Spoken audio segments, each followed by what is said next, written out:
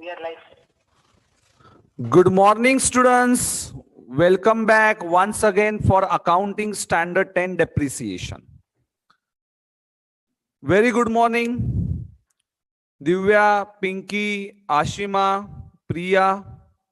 Okay, I have given you homework for downward revaluation.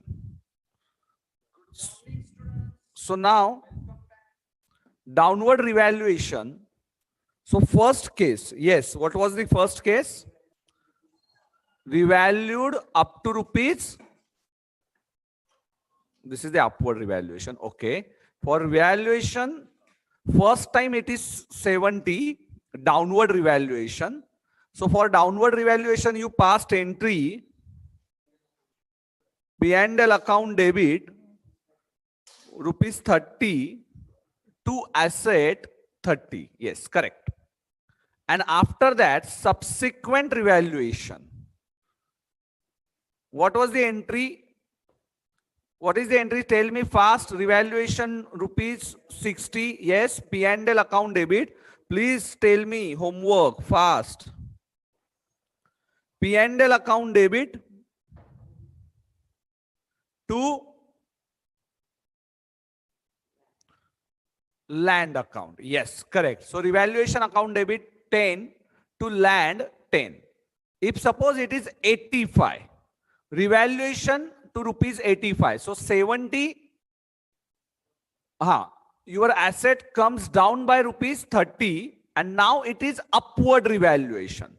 So first you will use profit and loss account because you have credited asset and you have debited profit and loss account. So your debit balance in P&L is rupees 30 debit balance.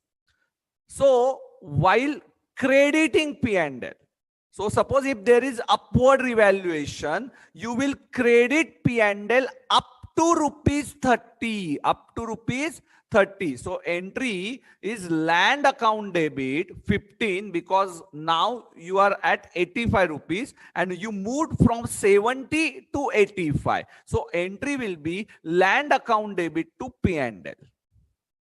Okay. And last one is revaluation to rupees 110.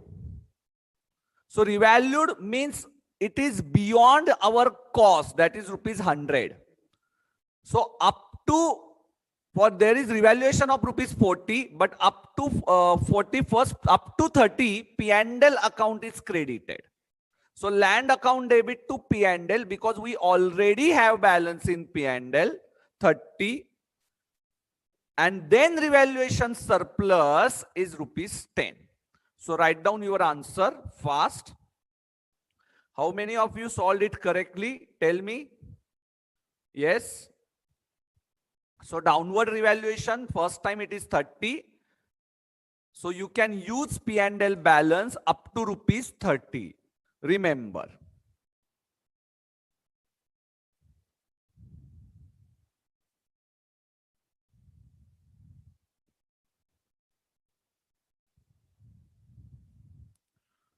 Ashok Chaudhary,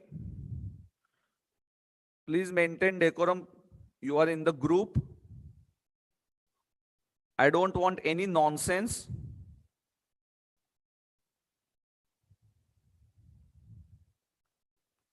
Okay. So beta correct. Write down fast. Yes, Satish, you can attend. Yes, if this is your first class, don't worry, beta. Today we are going to start with depreciation part.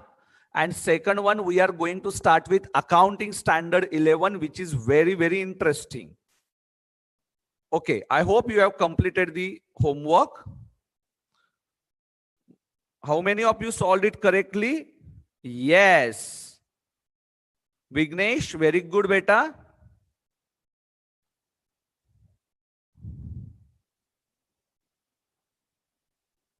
Okay.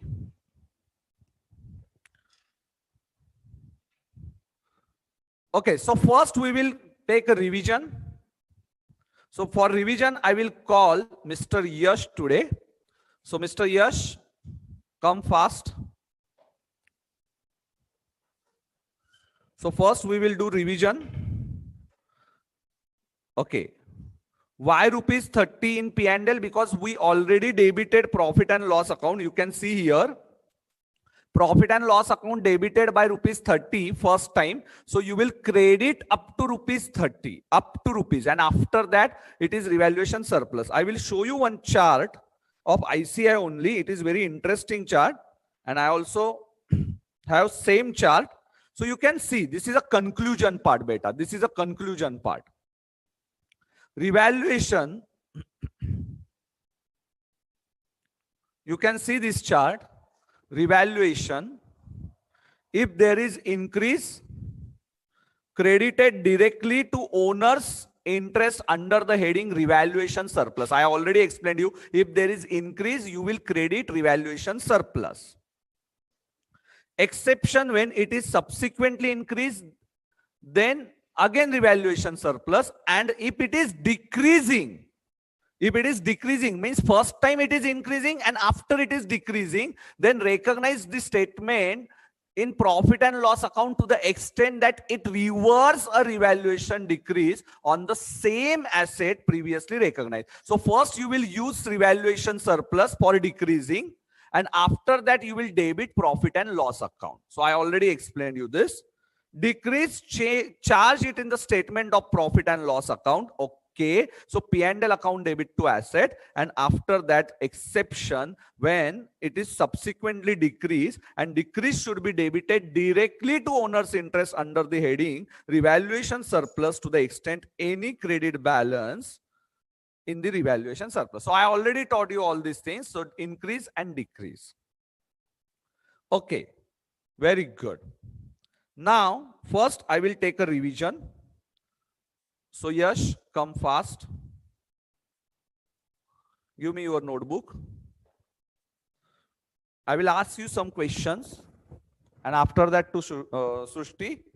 Yes, beta. Tell me. Can you tell me what is measurement? Measurement is on two stages. It is measurement at recognition and measurement after recognition. In measurement at recognition, we have to include purchase price at cost. It is at cost. Then directly attributable cost and decommissioning and restoration liabilities. Okay, bus. And what about after recognition? After in revaluation after recognition, there are two models: cost model and revaluation model. In cost model, the formula is okay. No, I don't want formula. It's okay. So can you tell me in cost, suppose if it is a revaluation model, if first time there is increase and afterward there is a decrease, what is the entry? First time it is increase. So we have a revaluation surplus balance. So then we have to first reverse the balance. And if it is not sufficient, we have to debit P&L. Okay, so first time increase entry will be asset account debit to revaluation surplus, and if it is decreased, so revaluation surplus first you will utilize it, and after that profit and loss account will be utilized. Okay, so next one, can you tell me different situations? Yes, different situations of measurement. First is the payment is deferred over the normal credit of period. Then in such you just tell only headings. Okay. Then when asset is exchanged, monetary asset is exchanged for non-monetary asset or combination of monetary and non-monetary assets. Then when PP is purchased for consolidated price, when there are government grants related to PPE and lease of under finance lease. Okay. So what is retirement of asset? In this case, the items of PP are retired from active use and held for disposal purpose. And in such case, the asset is stated at lower of carrying amount or NRV. Okay. Thank you, Yash. Srushti, please come fast. So Yash already explained you all retirement concept. Now I want, what is derecognition? Do you remember what is derecognition? Yes, sir. Assets are derecognized on two criteria. One is on disposal and the other is on NRV. At the date of disposal, as per AS9, if it's gain or loss, the formula for that would be net proceeds less carrying amount, and it will be transferred to P&L accordingly. Beta, what is the recognition criteria, that sentence? The one, okay, recognition criteria, capitalize the amount that is necessary to bring the asset. Two criteria for recognition. Um, Probable that future economic. Okay, yeah. So two criterias for recognition of asset are that probable economic benefit will flow to the enterprise, or the cost can be the cost of the asset can be measured reliably. Can you explain if there is in exchange of asset? Asset is in exchange for monetary or for non-monetary assets. Commercial. Okay, so when there's exchange of assets, if commercial substance is lacking, that is, there is no benefit, then the assets will be recorded at book value. Whereas when there is a commercial substance present, then we have to record the asset at fair value of the asset given up should be given the first priority, or else the asset taken up. Very good. So concepts like we have covered at recognition. After recognition, there are two models: cost model and revaluation model. Very good, beta. And after that revaluation, frequency of revaluation, if you remember, 1 year and 3 to 5 years, significant and insignificant. And after that, we have completed what is retirement and what is derecognition. Okay, thank you. So we have already revised all these concepts in detail. I hope next time other students will also answer it properly. Beta, we will move to now next concept. We will move to next concept. Okay, concept number, tell me, 11. So write down concept number 11. So this is the next concept.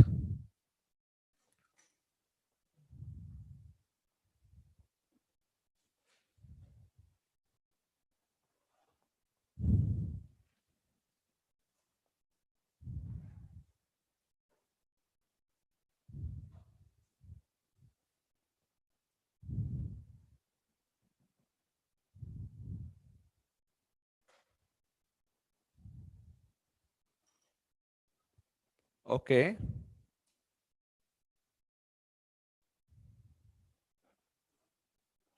So next concept is, I think we have completed with depreciation. We have to start. Okay. So write down. So we have to start with depreciation. Now, previously, depreciation was in accounting standard 6. But now, ICAI thinks why there is a need of two accounting standards, depreciation and fixed asset. If suppose fixed asset has only cost, so why not to introduce depreciation in accounting standard 10 only? And therefore, they removed the accounting standard 6, and now it is under property, plant and equipment only. So, depreciation. Depreciation, beta. Depreciation is the amount which is allocated on systematic basis over useful life. As per, we can say, as per prudence concept, we have to record losses, and we are not getting a same performance from asset year after year, and therefore we provide depreciation due to using of the asset or due to technological changes, obsolescence, that is wear and tear of the asset, technological changes, obsolescence and other factors. So what is the depreciable amount? That first we have to understand. It is a cost minus residual value. So you will provide depreciation. So you already studied it at 11, 12 standard and foundation also. So we won't waste our time. So I will quickly revise it. Write down it fast. Depreciation, concept number. Okay, 11. So depreciation amount Yes, write down beta, because today's accounting standard 11 is very, very interesting. So we have to complete it within 20 minutes and we have to move to accounting standard 11, which is very interesting one. So fast. Depreciable amount allocated on the systematic basis over its useful life. Now, this systematic basis is a method of depreciation, remember. And useful life is a period. So beta, we will divide it in two parts. Depreciation, from asset we will deduct it and it is transferred to P&L account. Otherwise, sometimes in costing also, we consider depreciation as a part of cost of assets. So sometimes if you are having a asset and in which you are using plant and machinery, a big asset, and in which you are using a plant and machinery, so you will, while calculating the cost of that asset, you will consider depreciation. So it might be transferred to P&L, and sometimes, this is interesting, the second one, included in the carrying amount of other asset, because it will be cost for other asset. So we are going to solve illustration number 11. Okay.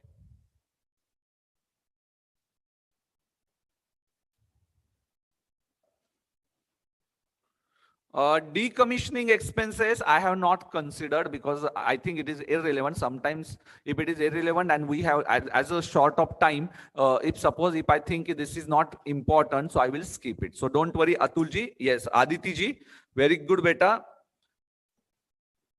So you are aware that, okay, sir, this part is not completed. Yes, beta, good. I am happy. And sometimes you have to read it by your own. So don't worry. If I think it is irrelevant, I won't consider it. Okay. So it is transferred to P&L or it is included in other assets. So beta, come fast to illustration number 11. And second one, just you have to write, suppose, sir, if there is change in the useful life, or if there is change in the salvage value, that is the scrap value, so your depreciation amount will go again. You have to revise your depreciation amount, and this revision you will consider as a part of accounting standard 5. So I hope already other faculty of advanced accounts, he already told you what is the change in accounting estimates. So this is a change in accounting estimates, and for this you have to write it in the notes to accounts as per accounting standard 5 if there is a change in the useful life or if there is a change in the residual value. So write down this also, because on this we have to solve illustration number 12. So we are going to solve illustration number 11 and 12 quickly. So write down this: if residual value and useful life should be reviewed at end of each financial year, and if there is any change, it will be recorded as accounting estimates. Remember, it will be recorded as accounting estimates. So beta, it is very interesting. Today, please concentrate. I have to start with accounting standard 11, and this depreciation part, you already covered it at the foundation level. So I'm not going to take a depreciation in detail. I will tell you only some important points of depreciation because you already covered at foundation level also. Okay. Beta, today we are going to upload the PPT because Ritvik, we are uploading PPT after completion of the topic. Remember, so that is helpful for your revision purpose. So that's why I'm not uploading these PPTs. So don't worry, beta. Today I'm going to upload all these PPTs. So I have made a standard rule. Okay. If you have any query, you can ask it on, yes, I asked our technical person that should we start with the Telegram channel. So he told me, sir, we already have in comment section. If you go in the description, you already know. If you have any query, you can ask it on live.icai.org/bos/VCC. And suppose if you have any query afterwards, so comment section is on YouTube and I will reply all of your queries. So don't worry, if you have any query, you can ask me on YouTube because comment section is on, remember. So it's not turned off. So don't worry. Yes. Yes, Ritvik.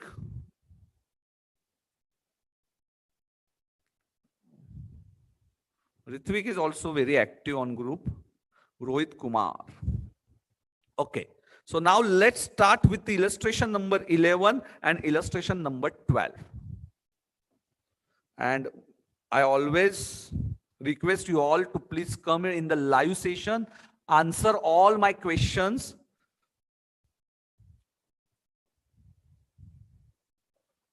Instead of watching it afterwards. So this is my request to all of you. Okay. Yes, Vignesh.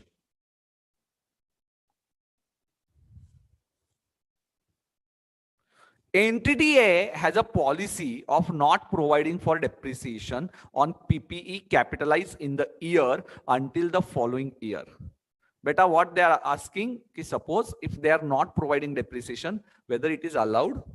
No. But provides a full year depreciation in the year of disposal of the asset, whether it is acceptable. How is it acceptable? Depreciation you have to provide when you are putting your asset for use, or other, sorry, not putting up your asset, if asset is ready for use, available for use. So put to use also, the criteria is not there. There is a criteria which is ready for use. So if asset is ready for use, you have to provide depreciation. And in income tax, there is a criteria of 180 days that income tax faculty will definitely take care for that 180 days criteria under section 32 of depreciation is a section 32. And remember, here it is on day-to-day basis. So here, if you are using it for 185 days, or if you are using 35 days, 40 days, you will calculate pro rata depreciation according to use of the asset of the depreciation. So depreciation amount of tangible fixed asset should be allocated on systematic basis over its useful life. So I already explained you that sentence. The depreciation method should reflect the pattern. So that I'm going to explain you what is the exactly depreciation pattern. And useful life means over which the asset is expected to be available for use. So this word is very, very important. Which word? It is expected to be available for the use by the entity. And depreciation should commence when asset is available for use. Thus, there's a conclusion. So provision you can write, facts they have not provided. Provision you have to write, and conclusion part. And today I'm going to upload how to write the answer of accounting standard 10 also. So PPT I'm going to upload, and second one, if my format is getting ready for PDF for facts of the case and provision of case and then conclusion, today only I'm going to upload that part also, PDF file. So how to write the answer in the exam. Okay, so I have completed illustration number 11, second illustration. Now this is a change in the estimate. So this is a change in the estimates. Entity A purchase on asset on 1st January. Okay. Entity A purchase asset on 1st January 2001 for rupees 1 lakh. And asset has estimated useful life of 10 years and residual value is nil. So tell me, what is the depreciation formula? Depreciation is equal to, beta, what is the formula? Cost. This is a straight line method formula. Salvage value divided by life, useful life. Remember, this is useful life and not economic life. Economic life means when you are getting amount from that asset, it is known as, means if you are getting some means, for example, if I have car and if I am getting some benefit from that car, and it is known as economic life. Suppose if I'm giving it on the rent and I'm earning something, then it is my economic life. And useful life is a difference. Economic life is used in the accounting standard 19 lease concept, but here it is a useful life. Useful life means when you have some use, though it is not the economic life. So cost is 1 lakh, scrap value 0, and life is 10. So what is the depreciation amount? 10,000. So this is on 1st January 2001. On 1st January 2005, so after 4 years, 1, 2, 3, 4. So for 4 years, that is 10,000 into 4, you already provided 40,000 depreciation, correct? So what is the book value of your asset? 60,000. This is a carrying amount. This is the carrying amount. So 60,000 is the carrying amount. Okay, beta. and decided that the asset will probably be useful for only 4 years. Actually, asset should be used for further 6 years, but now it is only further for 4 years. So now book value is 60,000, divide by 4. So your revised depreciation is 15,000, and this is known as change in the cost of change in the estimate and not change in the policy. Remember, these are the change in the estimate. So previously, first depreciation 10,000, and after that 15,000. So after that 15,000 is the depreciation. So what is the depreciation? This is 15,000. I hope you got the concept of change in the estimated life. So change in the, sorry, not estimated life, it is a change in the estimates. Why? Because of change in the life of the asset. Okay. So this is illustration number 12. Now we will move to next concept. So sir, we understood. So illustration number, you can give reference illustration 11 and illustration number 12. So this is your concept number 11. We have completed concept number 11. Now this is very interesting. What is the component accounting? Remember, each part of the item of PPE, property, plant and equipment, with a cost of significant in relation to total cost.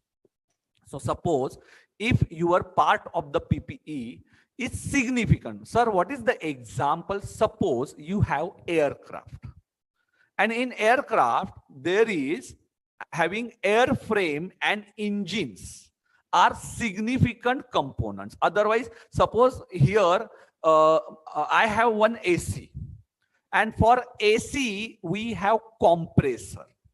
So for compressor, now this is something which is new. Compressor, you should record a separate as a separate asset, and other part we will record it as separate asset. So this is a component account which was not in previous accounting standard 10.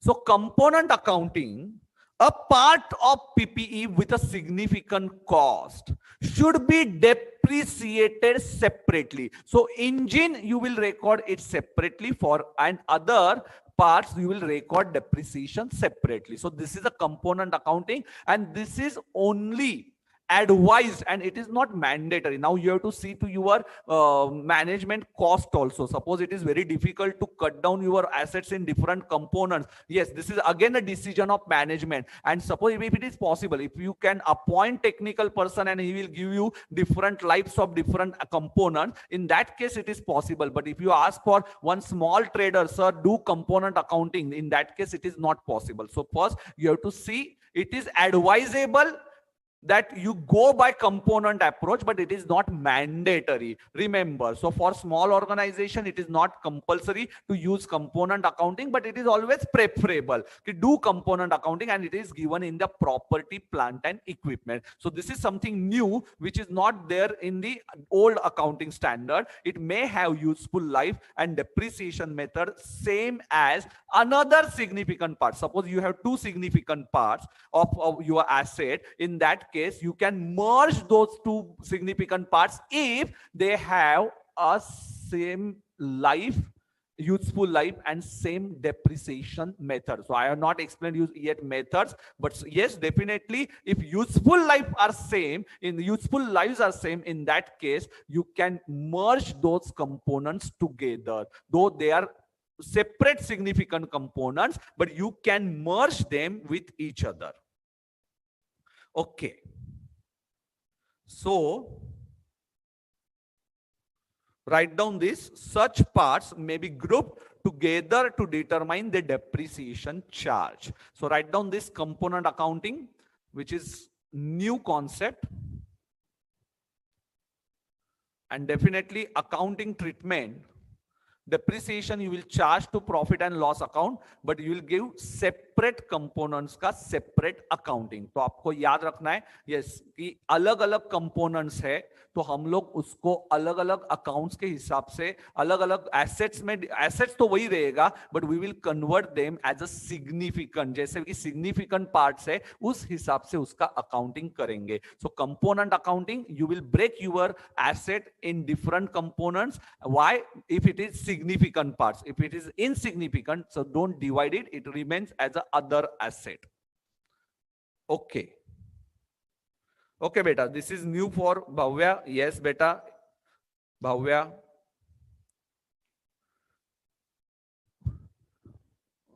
Bhavya is asking, sir, change in method. Yes, previously it was change in policy, but now change in method is also called as change in estimates only, Bhavya. So yes, if you studied accounting standard 10 old, in that change in policy means change in method of depreciation, but now is change in method also called as change in estimates. And if there is a change in policy, previously you have given retrospective effect, but now as this is a change in estimate, why there is wordings different? If change in policy, there was a retrospective method, but now if there is a method change, it is a prospective effect. Prospective means you have to give further effect, means from SLM to WDV, you will, whatever the book value remain after SLM, on that you will charge depreciation under WDV rate.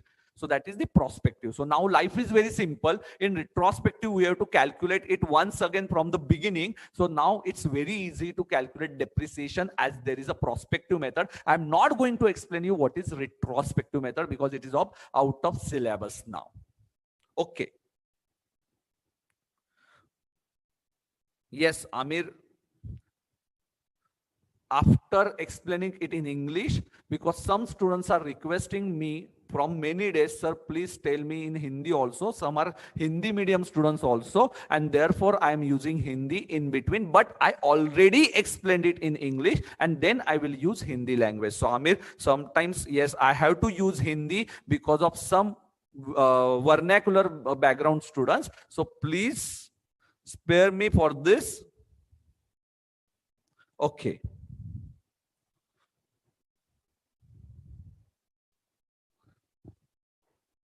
Sometime, but I already explained it in English and then I will use thoda sa Hindi.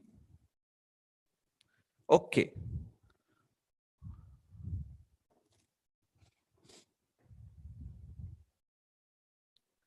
So now we will move to next concept, what is depreciation method.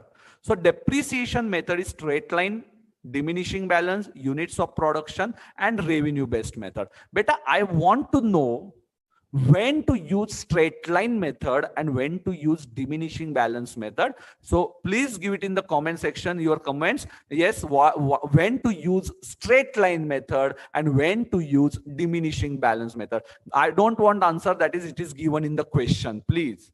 In real life, when to use straight line method and when to use diminishing balance method, please answer my question in comment section. So before, and I will tell you what is straight line. So all of you know what is straight line method and what is WDV method. Straight line method should reflect the pattern. So what is the depreciation method? It should reflect the pattern of assumptions of future economic benefit. So in this question, in this line only, you have answer of why straight line method and why WDV method, in this line only. Okay, beta. Yes, Aditi Agarwal asking, so sir, when it is a large factory having a, yes, lot of machines of production, so it will be very complicated to do the accounting. Yes, beta, but there is no option how CA will earn from this. So definitely, yes, you have to do component accounting. And for that, we will charge them. No, don't worry, beta. So we will charge them and it is our earning source. So yes, we will guide them to use component accounting. And I again told you that this is only in listed companies, it is preferable, it is advisable. But if it is suppose tedious for the management, they can go with the simple approach also. It is preferable only, component accounting.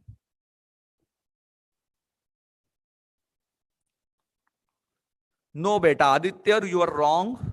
Your answer is wrong. Yes, nowadays change in the method of depreciation is also called as change in estimate. Previously it was change in policy, but now it is change in estimate. Venkat Reddy.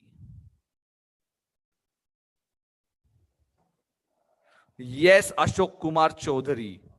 If mainframe, engine and interior for airplane, there are 3 components, then we will charge depreciation on 3 assets.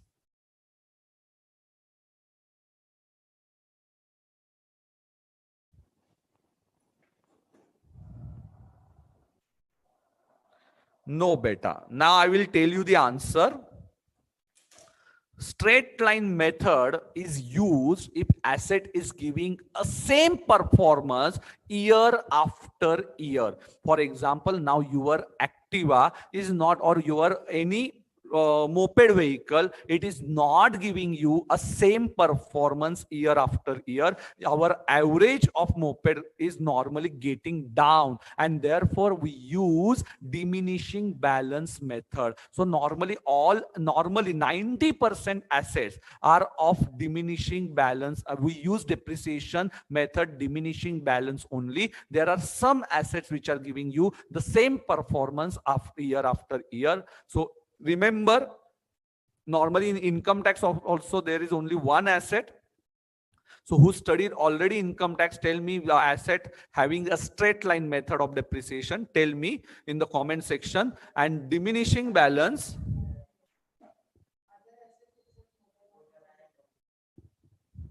So diminishing balance, remember, if asset is not giving you the same performance year after year and it is getting reduced, in that case we are using diminishing balance method. Units of production, this method, but suppose if your asset is idle, in that case units of production method is not useful. So it is not advisable to use the units of production method if your asset is idle asset, because it is, in that case you are not producing anything, and on that basis depreciation is not provided. So if your asset is in continuing use, then only go with units of production method, remember. And next one, revenue based method. Okay, very good. Jomin, very good. Power generation, he answered or she answered, I don't know exactly, but yes, power generation, definitely it is straight line method under Income Tax Act. Very good, beta, very good. After 12 years, yes, I still remember that power generation has having the straight line method. Other assets are always under income tax, diminishing balance method. So you studied properly. Very good, beta. Okay. Okay. Revenue based, inappropriate, should be reviewed. So there are only 3 methods. One is straight line, second one is diminishing balance, and third one is units of production. Revenue based is therefore inappropriate. Write down this method, and this method should be reviewed at each financial year. And remember, this is known as change in accounting estimate. So one student is asking, sir, what is change in accounting estimate? So I will tell you. Previously, suppose in this my example, if 1 lakh is the cost of the asset and 10 years is life, so 10,000. After 4 years, I want to shift to WDB. So this is a straight line method. And now I want to shift to WDB method after 4 years. So my book value is 60,000 and rate of depreciation assume 15%. So you will directly charge 15% on this 60,000. It's very simple. It is known as prospective method. It is known as, so whatever balance in remaining in on that balance only you will charge depreciation as per new method. It is known as WDV, or this is known as prospective method. So you can easily switch to straight line method, from straight line method to WDV method, and when to change, if it is required by accounting standard, if it is required statute, and if suppose management thinks it's for better presentation. So for better presentation, if they think, then only you can switch. Otherwise, you have to maintain consistency. Year after year, you will follow the same method. But suppose if these three cases are there, in that case only you are going to change the method of depreciation. Okay, so write down this depreciation method. So we are at the last problem of depreciation, illustration number 15. So write down illustration number 15, and then we are going to start very, very interesting chapter, accounting standard 11. Because of lack of time, we have to start it immediately. So depreciation method, write down. Many students are waiting for new accounting standard. Some students are newly joined in the live session.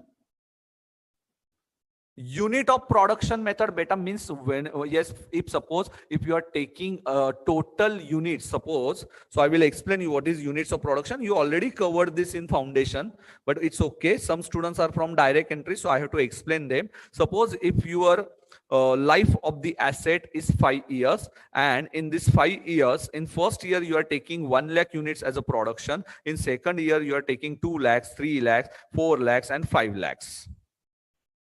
So total production 1 plus 2, 3, 3 plus 3, 6, 6 plus 4, 10, and then 15. So your total production is 15 lakhs. So 15 lakhs units. So in first year, your depreciation, assume cost of rupees 20 lakhs, having salvage value of 0. So in first year, you will consider 1 divided by 15 as a depreciation. In second year, you will 2 lakhs is the units that you produce divided by total estimated units 15 lakh. In third year it will be 3 upon 15. In fourth year it is 4 upon 15, and fifth year it is 5 upon 15. So it is in the pattern of production of units. So you will take a total, you will first calculate estimated production, because depreciation is always estimated. So the units also produced is always based on estimation. So that is according, but you remember this method is not recommendable if your asset is idle. If your asset is idle, so this method is not recommended.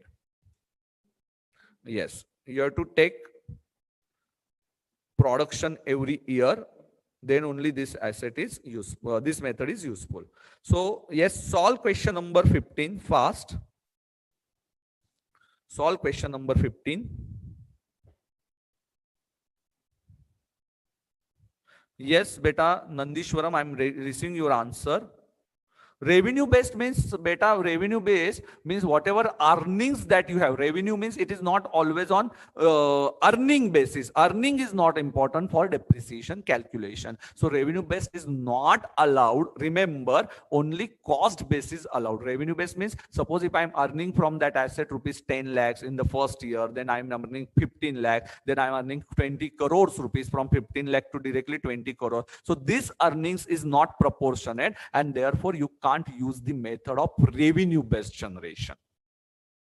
Okay. Vignesh is asking, better do one thing. I have taken this accounting standard in very detail, so don't worry. Please watch my all lectures. Please write down all concepts which I have given and solve study material question and CA final old module and old practice manual question that I will that you can download it from the Board of Studies Boss Knowledge portal. It's very easy. So old first chapter of that, please solve, yes, study material and those questions. It is sufficient. So illustration number 15 we have completed. Yes, Shubham is asking, sir, revenue-based method. Yes, I explained you. Revenue-based method means I'm using my earnings for the calculation of depreciation, which is not allowed.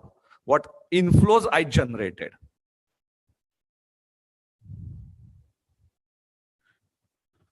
Beta, I will teach in English. Hiten is asking, can you teach in English as well as Hindi, sir? Yes, beta, sometimes I'm using Hindi, but some South Indian students, they are not aware of Hindi, and therefore we have to conduct our lecture in English. But suppose if ICAI permits me to take lecture in Hindi, yes, I will definitely ask them and take a permission, and I will upload the lectures in Hindi also. Don't worry, Hiten.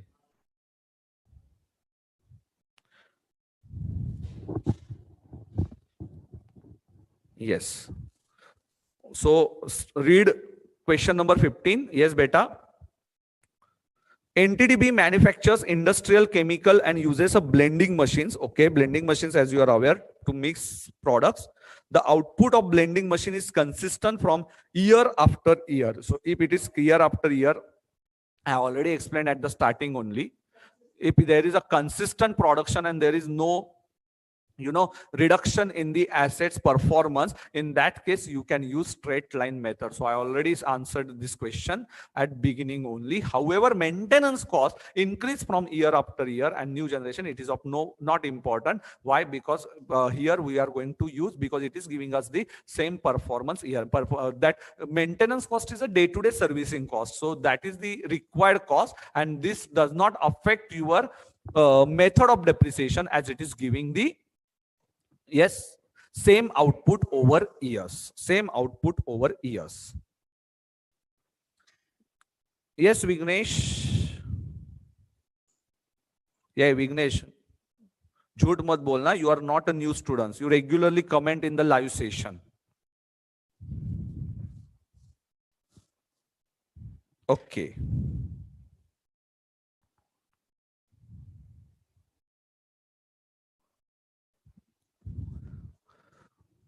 Yes, Aditya, I can understand this.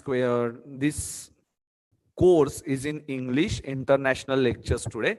But remember, some students are from, I know some students from Maharashtra also, they are very weak in English because of their first standard to 10th. Their basic education is in Marathi, and therefore they find it's very difficult. And we have to reach to each and every students. And normally CA course is normally, who takes this CA course, those are very hard, those students are very hard worker students, but they are not up to the mark in English. So beta Aditya, sometimes we have to think for some vernacular medium students background also. In South India, there is normally, yes, you don't have that vernacular medium, but still in north side we have vernacular medium. So don't fight on this.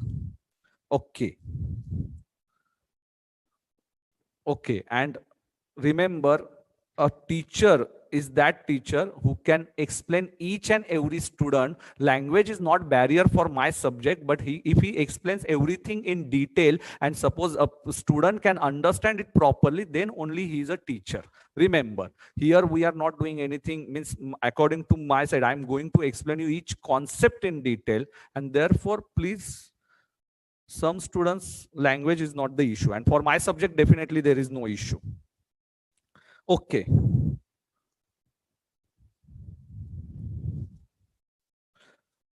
I hope you understood it. So now we'll move to next concept,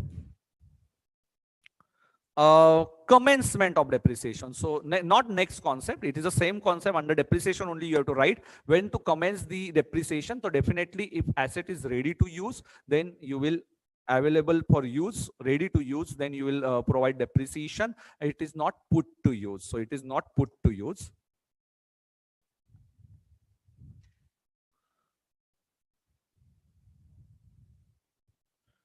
Okay. Today attendance is also good in live session. Almost 150 students are watching the session. Good. So all are eagerly waiting for accounting standard 11. Very interesting one. Almost I have taken 2 days to prepare PPT because my PPT was not proper, and only for your understanding purpose, because I'm getting only one session to complete one accounting standard. That is only the problem for me to cover full syllabus. Okay. So commencement of depreciation, and I'm taking accounting standard in detail. because it is required at CA final. If your base of accounting standard is clear, because in CA final you have paper of 100 marks, and therefore I have to take accounting standard in detail at intermediate level only. If your accounting standards are clear, and if you can yes, if you can solve CA final questions, definitely you'll get exemption in financial reporting if your base is very strong at intermediate level only, because 100 marks purely accounting standard paper is in CA final. Okay.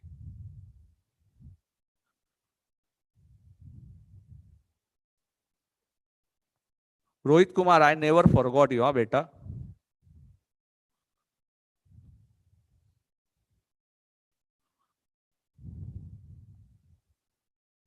Okay. So available for use and put to use.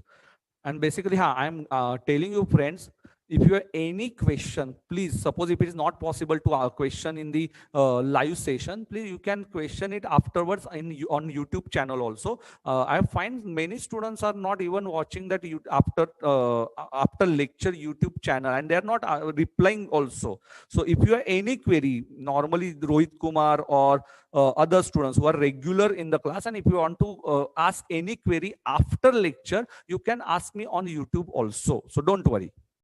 Okay, so have you written this? Commencement of depreciation, it is available for use, and if it is put to use, so put to use is available for use is commencement of depreciation, and it is not put to use. So I will take this question afterwards, illustration number 13.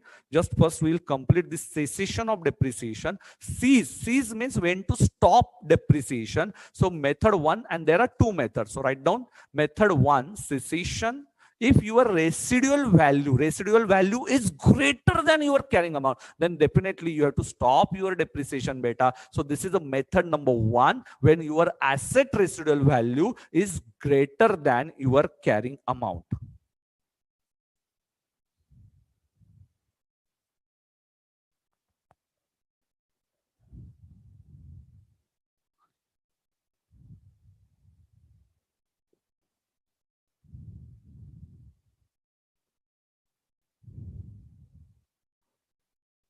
Okay, yes, correct beta.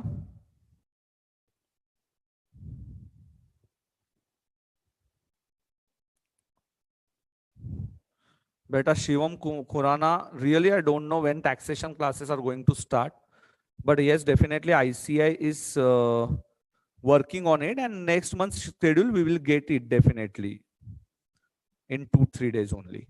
I have schedule of only February month.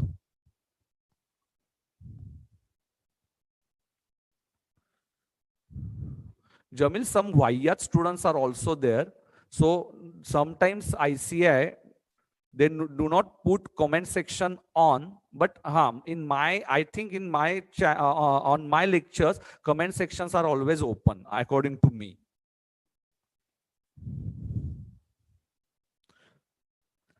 Method number 2, we are going to see method number 2 now. What is the method number 2? As of earlier of, I hope you are writing these things, huh? You are writing this, no? Huh? That's why I'm reading all comments in between. Method number 2, at the earlier of date when asset is retired from active use. Suppose if asset is retired from the active use or it is held for disposal, definitely you are not going to charge any depreciation, and asset is derecognized. So no cessation when asset is idle or retired from active use unless it is fully depreciated. However, it in usage method, depreciation is 0 as there is no production. If you are going to apply usage method, in that case, definitely your answer will be 0 for depreciation. So write down this.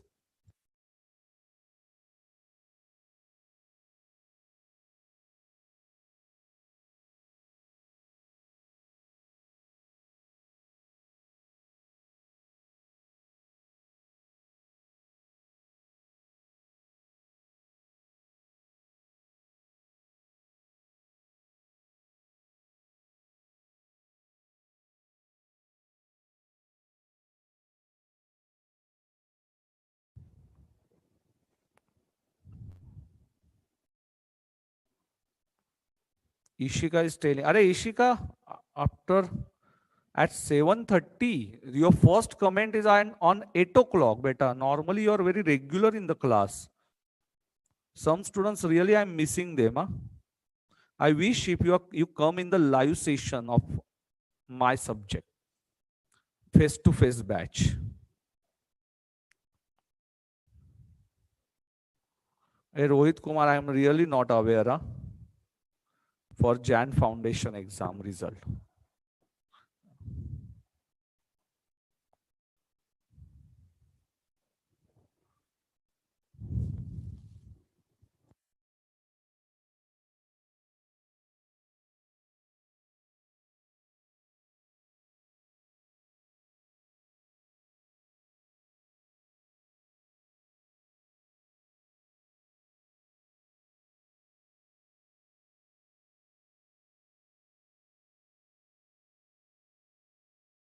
Have you written this?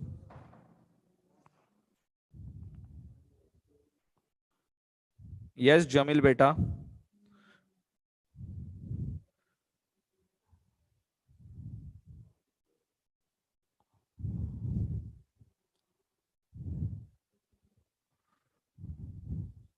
Some students are commenting regularly, so I'm aware of all these names. Navya, Harshit, Anmol also, Aditya, Jamil, Rohit Kumar. Okay, Aditi.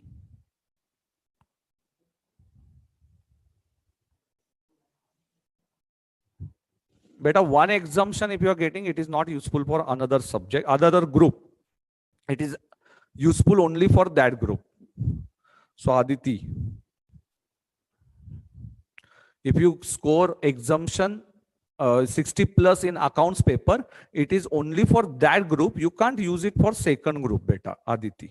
Okay. So this question you can ask me on the YouTube channel. I will answer it. Please stick to your syllabus. If you have any other query, ask me on YouTube comment section. Okay.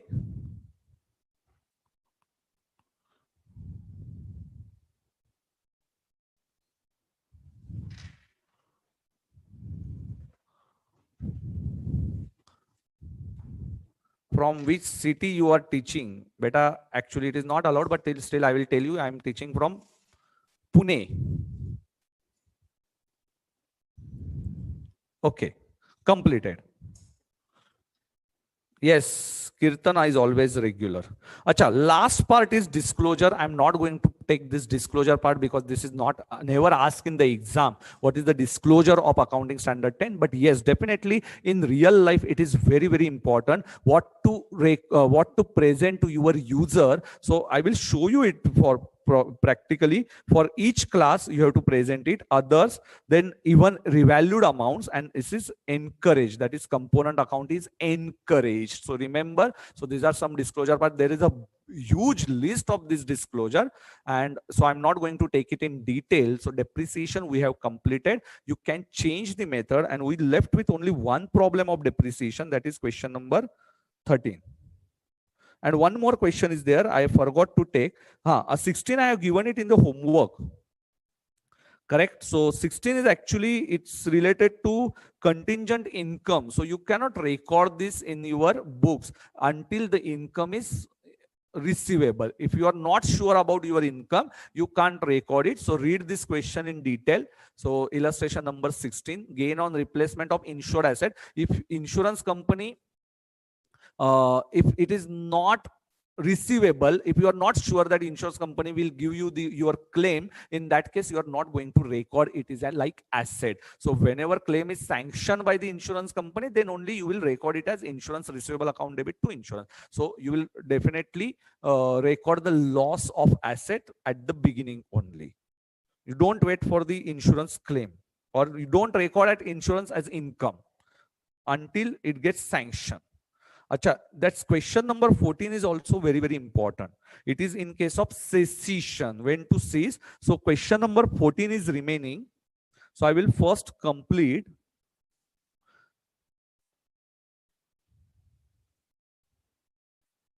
Okay. Beta, This question number 14 is for active use. If it is seized, in that case, how to record the depreciation. A property costing rupees 10 lakhs is bought in 2001 and it is estimated total physical life 50 years. But I'm not going to record it for 50 years because company wants to sell it after 20 years. So though life is different, but if suppose company wants to sell after 20 years and they decided it in the advance, so they won't record depreciation for 50 years. They are going to record depreciation for 20 years only. So better they will record depreciation only for 20 years. Okay. Yes, Prakash, I'm getting all your feedbacks, but sometimes because of time constraint, I'm not answering all your comments. So 20 years, I will divide the estimated residual value. Remember, now estimated realizable value after 20 years is 10 lakhs. And second one is 9 lakhs. Now, if you see 10 lakhs is a cost of asset and residual value is also 10 lakhs. So you can't record depreciation, zero depreciation. But suppose, so it means your carrying amount is equivalent to residual value. But here your carrying amount is greater than residual value by rupees 1 lakh. By rupees 1 lakh, and therefore you will record depreciation over 20 years. So in first case, you are going to seize your depreciation. Why? Because your carrying amount is almost greater than your residual value. Sorry, equivalent to residual value. And if you are, sometimes it may happen that your residual value, because it's a building, it's an appreciation. So if there is appreciation and your residual value, you think it is greater than your carrying amount, then in that case, don't record depreciation. And we have covered it in the cessation of depreciation. You have to stop your depreciation. Second one, illustration number 13. Entity B constructs a machine for its own use. Construction is completed on 1st November, but the company does not be using the machine until 1st March. Better don't wait for the machine is put to use. You have to provide depreciation from very first day when asset is ready to use, and that is the 1st November 2001, and we already covered this problem also. So almost we have covered each and every point. Only one small point is still remaining, that is the decommissioning liability if estimate is changed in the future. Decommissioning, I already explained you what is the decommissioning cost. So this is just if you want to write it, if there is a change in decommissioning, so this small part is remaining from my side.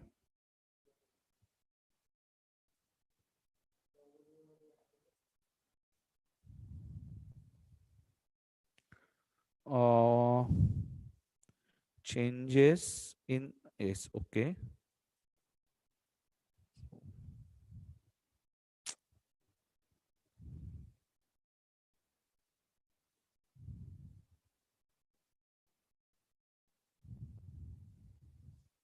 Okay. So changes in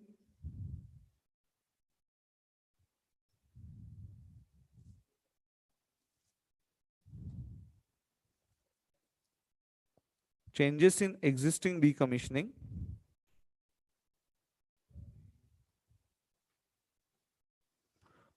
Decommissioning liabilities in that case.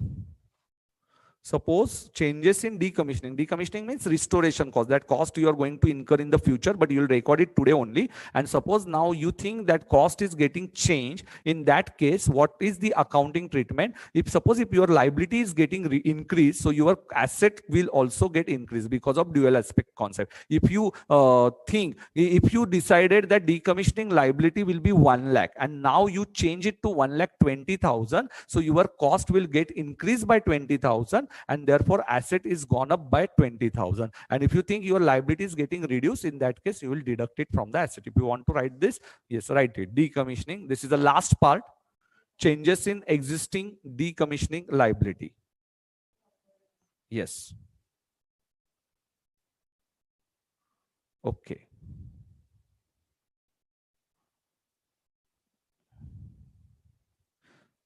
Yes, now I'm waiting for you. Better remember, Abhishek ji, why we want to sell it after 20 years? Because with this depreciation, we already, it is an estimation, and these estimations we make it at the beginning only. Why? Because management wants to sell. Now, these are some hypothetical examples, so don't take it seriously. But yes, in exam, definitely, if they have given you that management wants to sell it after 20 years, then you have to sell it after 20 years. In practically, it is different. But yes, for passing exam, you have to understand that sometimes you don't have to take all things seriously. Hypothetical examples are also there. So stick to your exam questions. Practically, it might be different. Okay. So decommissioning liabilities, I already explained you.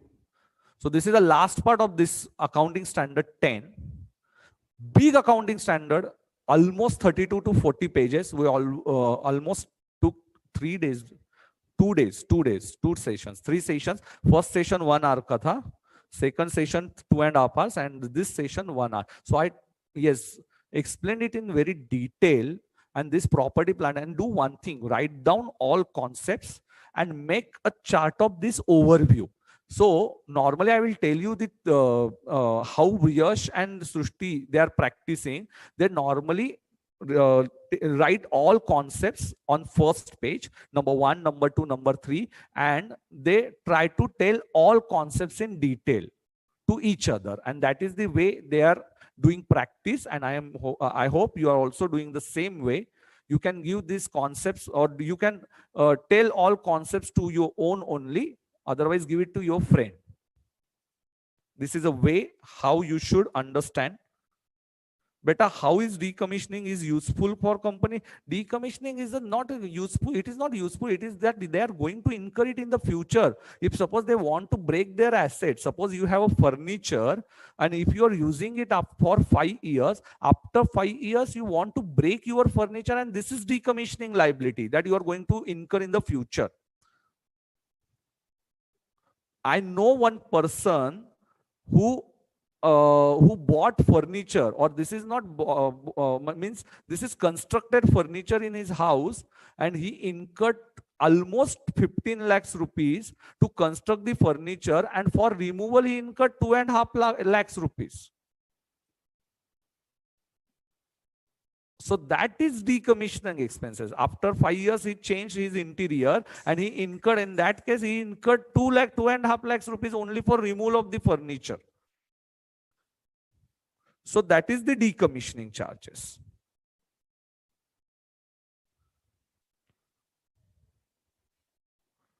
Yes, Purti, accounting standards are normally difficult, but if you are understanding it by concept, it is very easy. Now we will move to next accounting standard, because now this is all for changes in existing decommissioning liabilities.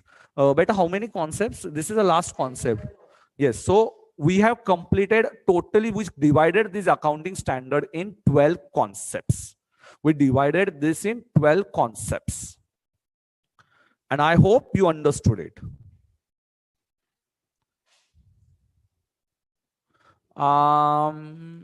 Okay. So we'll give break of 5 minutes. So 8:07 is already there. Yes, we'll give a break, and after that we'll start with the fresh accounting standard 11 beta. And please write down it properly, because there are many concepts in accounting standard 11, and it is very easy standard, only of 16 pages. We'll complete it in 2 sessions. Today's session of 1.5 hours, and next session is of 1 hour.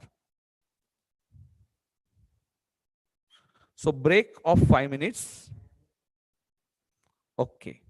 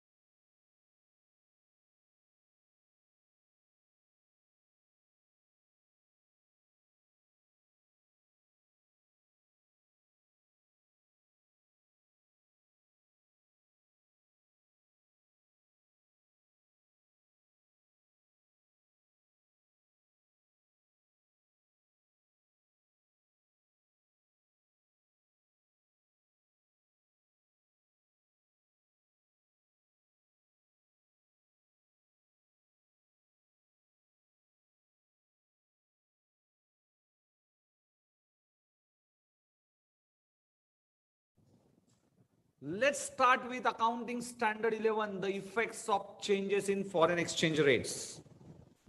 So write down standard name, AS11, effects of changes in foreign exchange rates.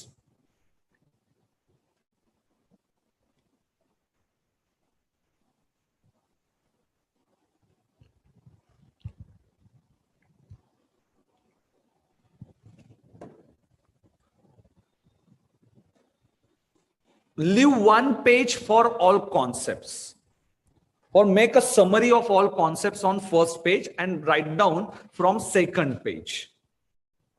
Okay. So this accounting standard is divided in three parts. So first, what is the introduction? Let's start with the introduction of this accounting standard. Write down concept 1, introduction.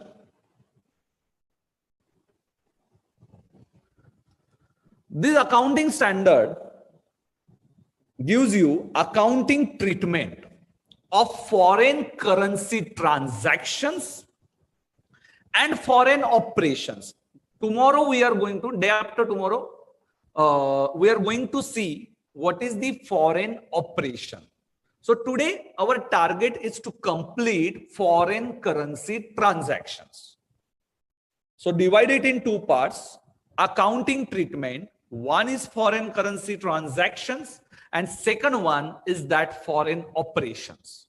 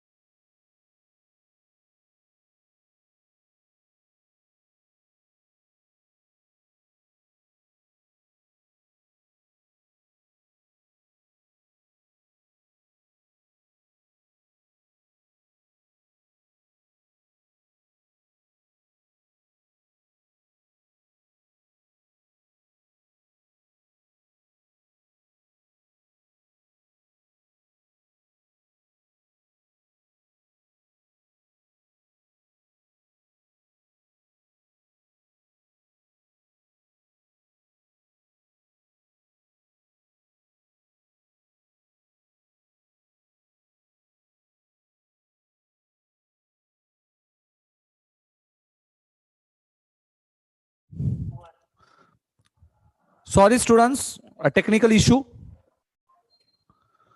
Accounting treatment, once again.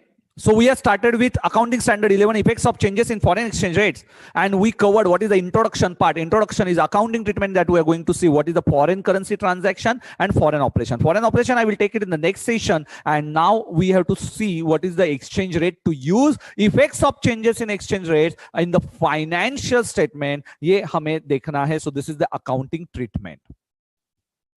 Yes. Okay. So sorry for the trouble.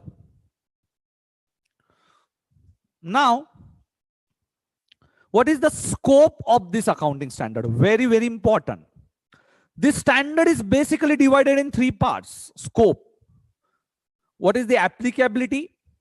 So I have divided, to make it very simple, I have divided this accounting standard in three parts. Number one is transactions in foreign currencies. That is purchase, sale, borrowings, lending, all these transactions that we are going to see in the foreign currency. If I purchase from Germany, if I sell it to Bhutan, okay, I will sell it to US. Okay, so in that case, transactions in foreign currencies. Then what is the forward exchange contract? Actually, this part, forward exchange contract, they have given it at the end, but I will cover it in the middle. And last part is a foreign operation. This is a three parts. So recall these things. Number one, transactions in foreign currency. Number two, forward exchange contract.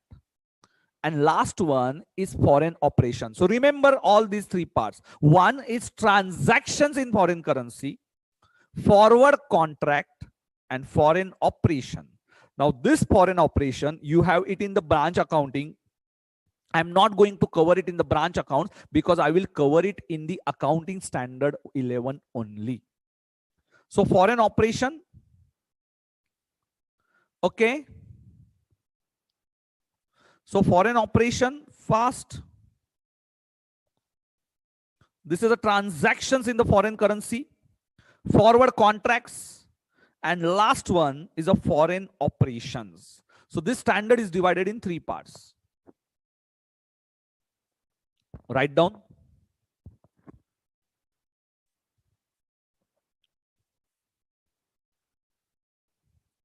Okay, now is it audible properly?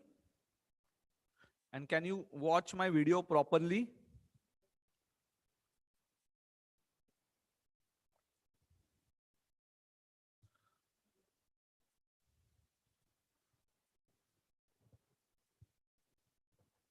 So standard is divided in three parts. Fatafat, transactions in foreign currency, forward exchange contract, and last one is the foreign operations.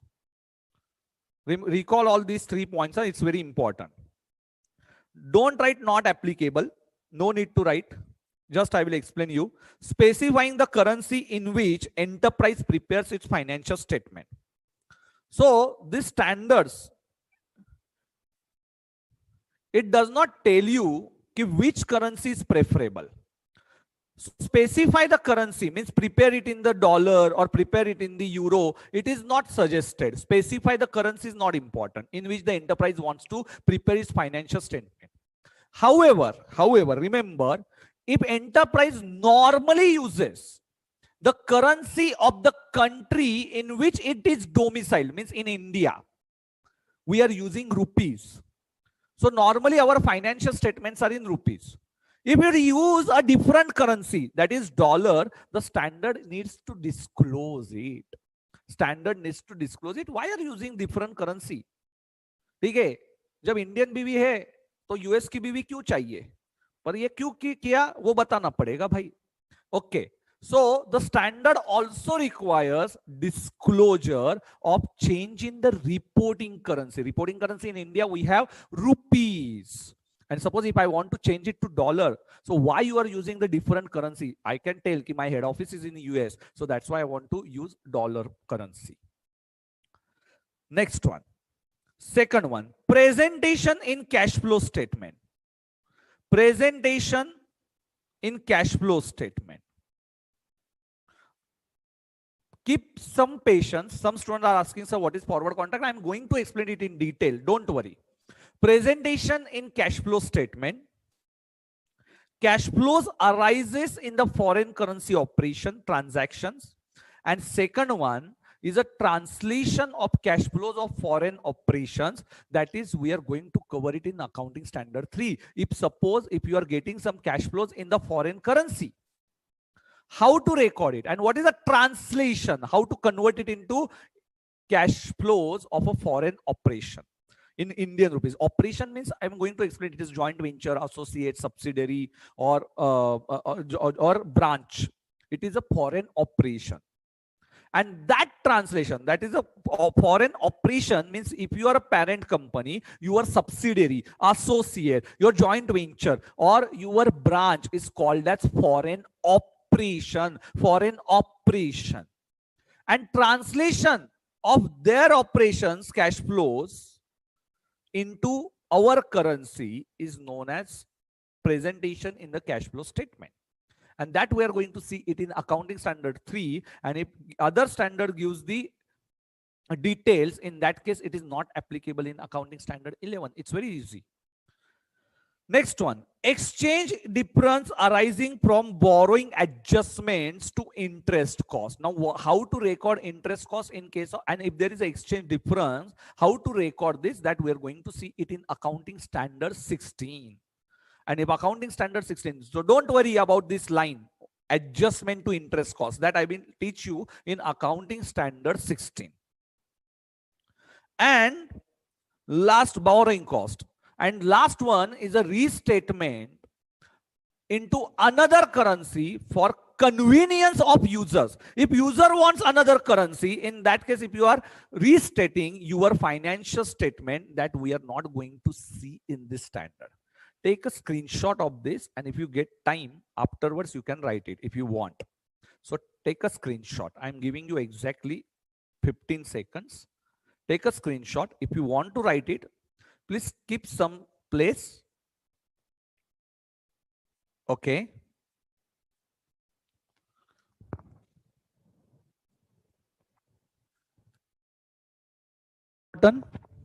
Important is that this standard is divided in 3 parts. Number 1, foreign currency transaction. Second one, forward exchange contracts. And third one, very good, foreign operation. So this standard is divided in 3 parts: foreign currency transaction, foreign operation, and forward contracts. So forward contracts I am taking at the second place, and in institute material it is given at the end.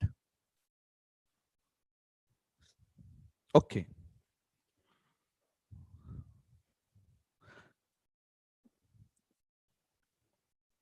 So now let's start with the first part. Write down transactions in foreign currencies. Transactions in foreign currencies. Part 1, this is a concept number 3. Write down concept number 3, part 1, foreign currency transaction.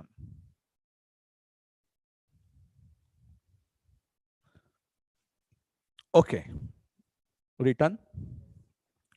So first we will understand what is the foreign currency transaction definition.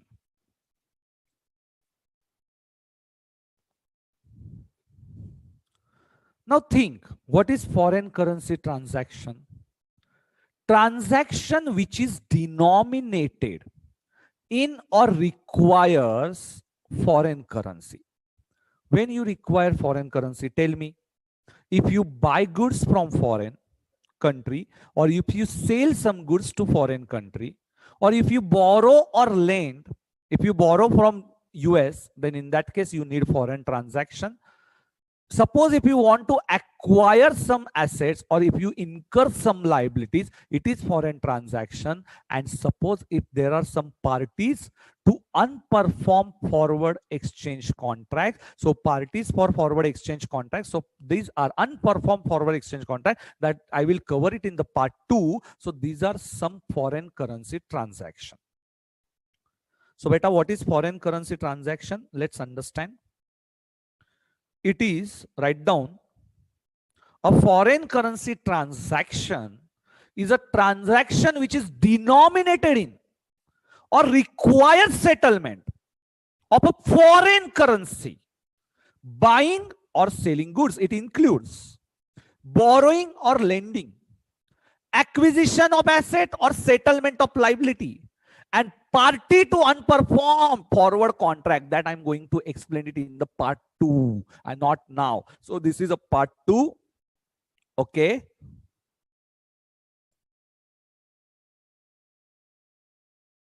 All accounting standards are important. Some students are asking, Spurti is asking, sir, whether this accounting standard is important. It is of 5 marks, beta. Definitely ICAI will ask you these questions. S11. Someone is asking, when will you start with accounting standard 3? Better accounting standard 3, I will take it now. I know my responsibilities here. First, I will complete all small accounting standard, and then we'll start with the big topics, then practical topics. I got schedule from the ICAI, so I don't change it from my side. ICAI is giving me a schedule, and accordingly I have to follow it. Harshit, not to travel to foreign. Why? Because of corona, beta.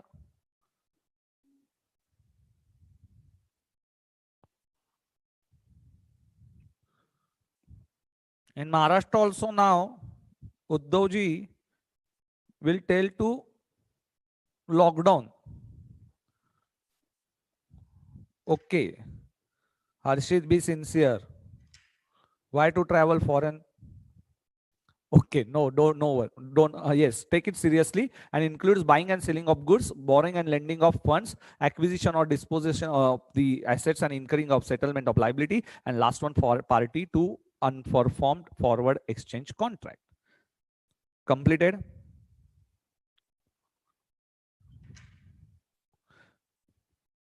Beta, foreign operation, I will tell you, foreign operation, because we have to convert our currency. We have to convert our subsidiaries and branches in our currency. That I will tell you day after tomorrow. That is the third part. So that cash flows, Radha from Ahmedabad, yes. Done. Completed. Okay. Now, friends, divide items. Don't take it negatively. Items. We will divide it in two parts. Yes, beta. Khush ho raha hai tu bahut. One is monetary and second one is non-monetary. I already explained you monetary and non-monetary in accounting standard 10. But now you'll understand basic difference, because AS11 has given you the clear idea about the monetary and non-monetary. Okay. Yes, Anmol, classes will continue beta. घर पे बीवी मारती है तो मैं इधर ही आऊंगा. I will stay it in the Pune branch only. Okay. So beta, someone is asking, sir, YouTube comments are not available. It is not available in the live session. In live session, it is off, and after uploading it on the website or on YouTube, then it is available, comment section. Okay, chalo. So items divided in two parts, monetary and non-monetary. Monetary means, remember, it is the fixed determinable amount. It is fixed determinable amount. So asset which are carried in your balance sheet, if amount is fixed, in that case it is monetary. For example, cash of rupees 2,500 having same value of 2,500. Debtors, if amount is receivable 1 lakh, it is definitely 1 lakh rupees is amount that is going to receive, fixed amount. But building is showing a different book value. In book value it is 10 lakhs, but its actual value it might be 1 crore. So that is non-monetary. Stock also non-monetary, because it is not giving you the same amount in the market, and it is not giving you the same amount. It is non-monetary.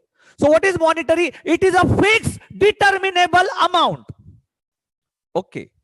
So money held, asset receivable, and liability payable. So these words are very, very important. Fixed determinable amount.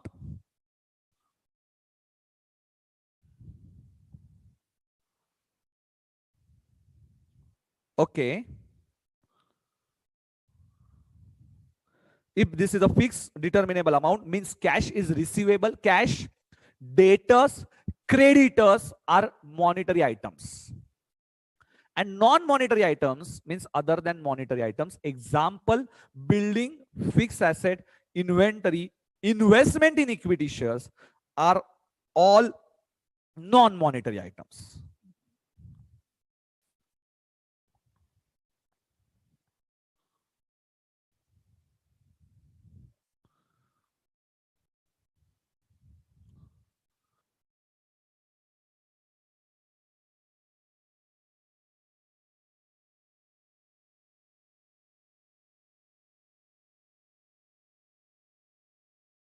Okay. Amir, yes, I will come to Kerala. I love Kerala. After honeymoon, I went to Kerala. Pathetic journey with wife. Okay.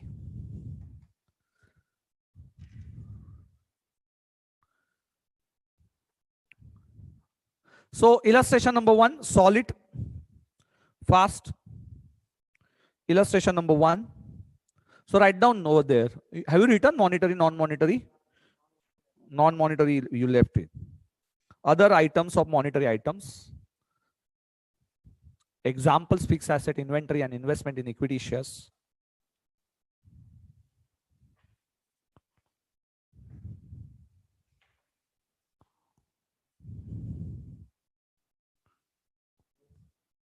Beta, monetary, money means cash in hand. Beta, money held means cash in hand. Simple. Or bank balance. Or bank balance. Bank balance is also monetary. A same amount that you are going to receive if it is not cooperative bank. Yes. Non-monetary because of chances of under or overvaluation. Yes, beta. Yes, yes. Janki, you are correct. Very good, beta. So, illustration number 11. 1 of accounting standard 11. Page inventories. If you are able to understand the study material language. Inventory.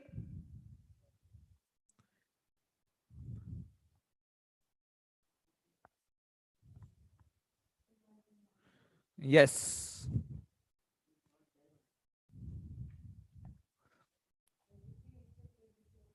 Yes, provision deduct होता है. Suraj, yes, you are correct. Provision, very good. If provision deduct होता है, you commented. But problem is that Suraj, but debtors normally amount is same that you are going to receive. That bad debts is a different amount.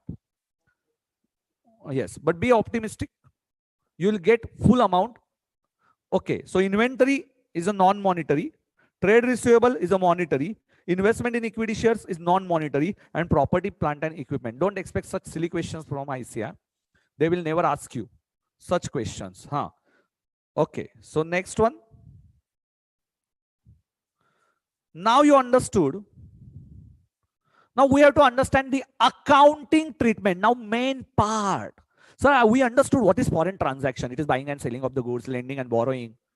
Okay, unperformed forward exchange contracts and assets taken or settlement of the liabilities. Yes, that is very simple, foreign currency transaction. So, but what is the problem? Better problem is that transaction date is different and settlement date is different. And in between, you may have balance sheet date, and that is the accounting treatment we have to see. So accounting treatment is an initial recognition.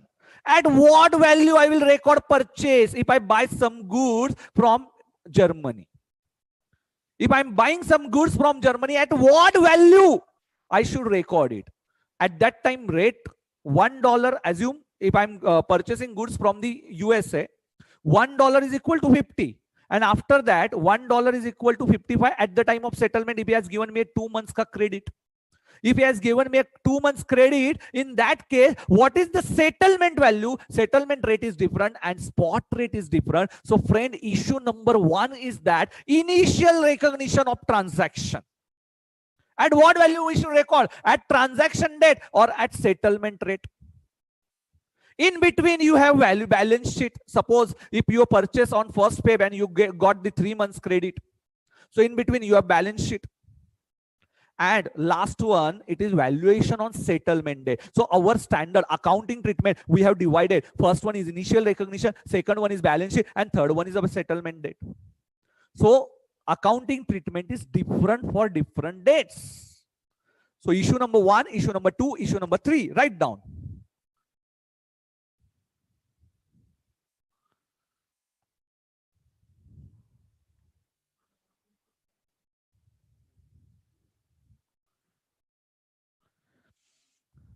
Yes, yes. Dividend payable is non-monetary beta. Mrunal, very good. Vadodara से, अरे यार गुजरात से भी लोग आए हैं, चलो अच्छी बात है. Himachal, yes, definitely, I will come. Ashima. Okay. Initial recognition date, valuation balance sheet date, and valuation on settlement date. So we have to see initial recognition of a transaction first. So issue number 1 only, same concept you are writing. And in that, write down now issue 1, initial recognition of transaction. Initial recognition of transaction. Write down initial recognition. Now beta, what is initial recognition? First time when to record, and when to record, and at what amount? When you entered into a transaction.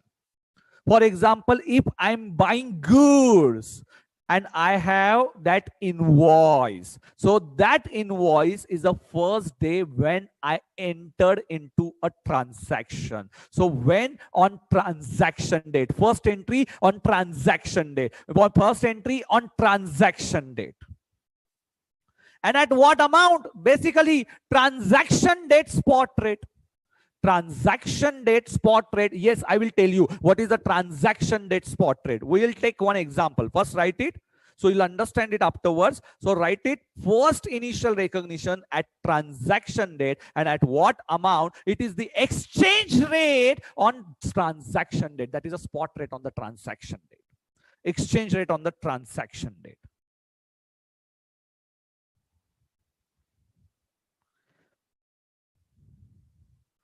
Now all are asking me to come to Jharkhand. Yes, beta, Shimla, Rajasthan. I will come to all places. Don't worry. After becoming a popular faculty. Definitely. So initial recognition when on the transaction date, and at what amount? This is the exchange rate on the transaction date. It's very simple. Okay. Okay, sir. Understood. What is the transaction date and what is the at what amount? After that, you have issue number 2, which is on balance sheet date. Balance sheet date. Now it is very important. Why we bifurcated it as monetary and non-monetary. Monetary means having a fixed amount, but that fixed amount on balance sheet date, you will take it at a closing rate. Yes, you will understand this after some time. So monetary, you will just write this chart. Monetary, you will write it at closing rate. Non-monetary, suppose if I'm carrying these assets at historical cost, normally fixed asset, property, plant and equipment, furniture are all carrying at historical cost. And only one asset is normally taken at fair value, that is cost or NRV, whichever is lower. And which is the asset? Stock of non-monetary is carried at fair value. And last one is the contingent liability. So normally these three contingent liability is also there in non-monetary. So monetary, you will record it at closing rate on balance sheet on 31st of March. I'm explaining it in problem only. And non-monetary, just write down this chart. This is the date of transaction, so there is no exchange difference on balance sheet date and transaction date. Yes, definitely there is a difference for fair value, and last one is disclosed by using a closing rate, but this is only disclosure, so there is no again exchange difference. So what is exchange difference? Yes, I'm going to explain it. Just write down this reporting at balance sheet date. This important chart. This chart is very, very important. And therefore we have bifurcated it in monetary and non-monetary, because on balance sheet date, on settlement date, monetary items are normally multiplied at closing rate or divided by closing rate.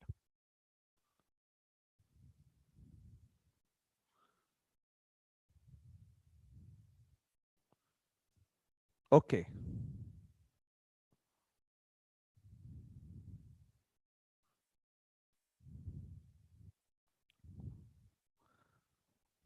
So monetary items, definitely at closing rate, and for non-monetary carried at the date of, carried in terms of historical cost is the date of transaction, carried at fair value or the other similar valuation. It is the rates when values were determined, and contingent liabilities disclosed by the ways of closing rate. Okay.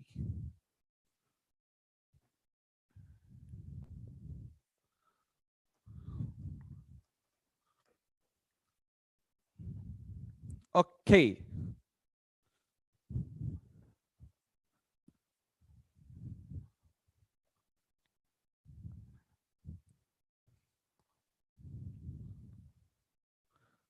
Yes, beta.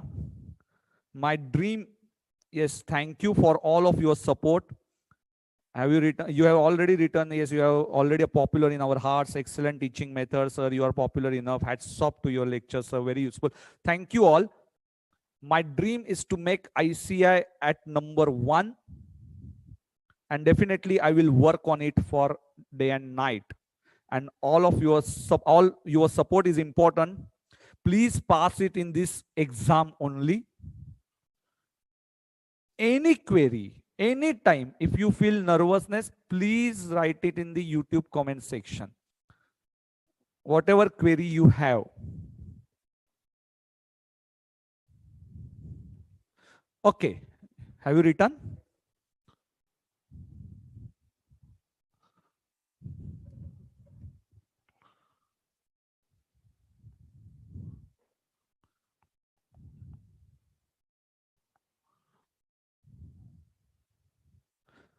Yes. So monetary and non-monetary, we have completed.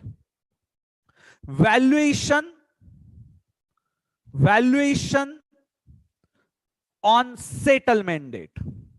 This is the issue number 3. After solving all illustrations, it will be very easy. So just understand, first one is a transaction date. After that you have balance sheet date, and after that you have settlement date. So settlement, when? On settlement date only. And at what amount? That is a closing rate as on settlement. That is a spot rate as on settlement date, or closing rate. You may call it as closing rate. Spot rate is the transaction date rate, and closing rate is a settlement date rate.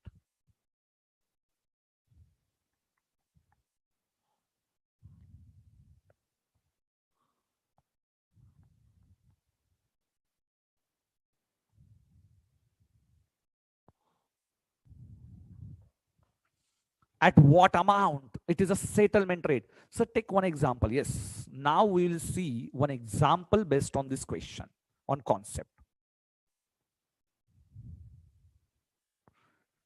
Now very important point, how to adjust exchange difference. Sir, how to adjust this exchange difference? So sir, you taught us this is a standard is divided in 3 parts. Let's have a revision. Number 1, foreign currency transaction. Number 2, forward exchange contract. Number 3, foreign operations. We started with number 1, foreign currency transactions. So this foreign currency transaction means anything which is denominated in the foreign currency, and it includes buying or selling of goods. Second one is borrowing or lending, or you may have some assets purchase or settlement or unperformed forward exchange contract parties. After that we have seen exchange, this forward the monetary and non-monetary. Monetary means amount which is determinable, amount which is not fixed, it is called as non-monetary, and I have given you the examples also. After that we have seen accounting treatment. Number 1 on transaction date, number 2 on balance sheet date, and number 3 on settlement date. It's very simple. On transaction date, it is a spot rate of the transaction. On balance sheet date, yes, it is confusing, but I will take it. It is monetary and non-monetary. Monetary at closing rate, and otherwise it is a date of transaction for non-monetary normally. And for say non-monetary, they will never ask you in the exam also. And third one, after that we have seen settlement date. Settlement date, it's a closing rate. Now we have to understand what is the exchange difference. In next slide, exchange difference. Okay. Yes, we are bifurcating it. Very good, beta Janki. We are bifurcating it on the transaction only, whether it is a monetary or whether it is a non-monetary. Good. So exchange difference, very, very important. Exchange difference. Now we'll see, write down exchange difference in same concept only on next line. Exchange difference. Charts makes it very simple. Exchange difference.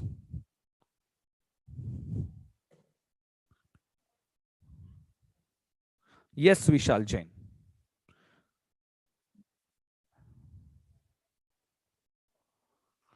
Exchange translation reserve is not correct. I will tell you. Monetary items. Now, monetary items. For monetary items, we have to see next chart. Date of transaction and settlement in. Remember, in same accounting period and in different accounting period. If transaction date is 1st Jan and settlement date is 20th Feb, it means before 31st March only. So this is the same accounting period. But problem arises when transaction date is 1st Feb and settlement date is 30th April. So 1st Feb is a transaction date and 30th April is a settlement date. In between, you have 31st March. So if same accounting period or different accounting period, so same accounting period, directly you will get only one entry for difference. But if suppose different accounting period, then you will get 2 times exchange difference. Because on 31st March also, you are going to record your profit or loss. So here profit or loss reported in same period. Your profit is not divided in 2 years. One is current year and one is next year. That will be divided in the different accounting period. So it is a transaction date, it is a balance sheet date, and after that you have settlement date if it is a different accounting period. So difference will arise in the current period, profit or loss, exchange difference. Why? Because dollar rate, $1 is equal to 50 at transaction date, and on balance sheet date, $1 is equal to 55. If you bought something, 5 rupees is your loss, and if you sell something, it is your profit. If you buy at 50 rupees, but settlement is of 55, so 5 rupees is my loss. And suppose if I sell at rupees 50, and if now I'm getting 55 rupees, 5 rupees is my exchange gain. So I will record my purchases at 50, but creditors at 55. And that 55 creditors is a monetary item. Purchase I will record at the spot rate only, but creditors I have to change every time because it is a monetary item. And monetary item is multiplied at closing rate. No, sir, now I cleared with the concept. Okay. So purchases account debit initially on transaction date. Let's focus on this example. Focus. If I purchase $1 is equal to rupees 50, that is a transaction date. What is the entry? Purchases account debit to creditors. Purchase is my expense, creditors is my liability. Debit all expense, credit the creditor. Okay, sir. I recorded at rupees 50.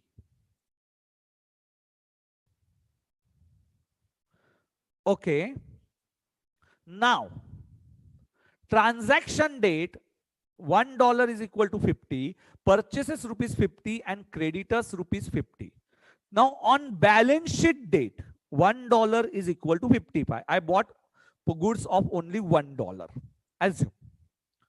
Make it very simple. Only $1 goods you bought. But you are recording it in your currency. Your currency is showing 50 rupees. Okay. Now you have to convert your creditors. This is a monetary item. This is a monetary item. Purchase is a trading item. It is not going to change. It will record it at 50 only, purchases. But problem is that you will record your creditors at 55. So you want to increase your creditors by 5 rupees because it is at the closing rate of the balance sheet. Monetary items at closing rate. Creditors is a monetary item, fixed amount that you have to pay. So 55 is your monetary item. Creditors, you will move it at rupees 55, not at transaction date rate.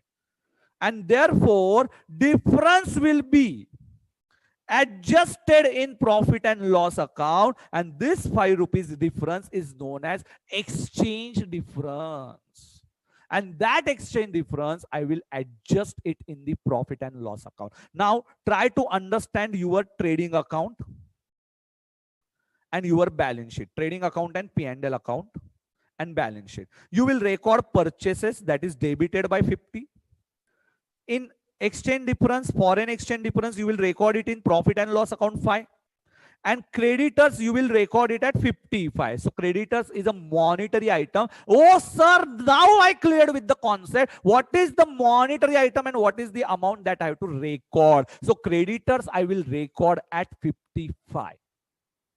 Record purchases at 50 only. You can't record purchases are at initial amount. Sales are at initial amount.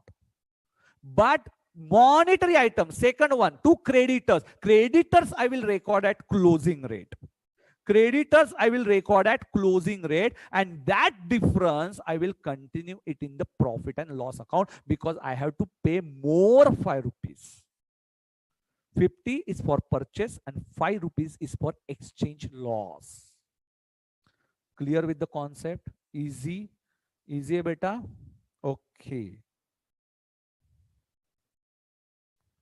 So, suppose settlement rate is different. We are going to write these examples. Don't worry.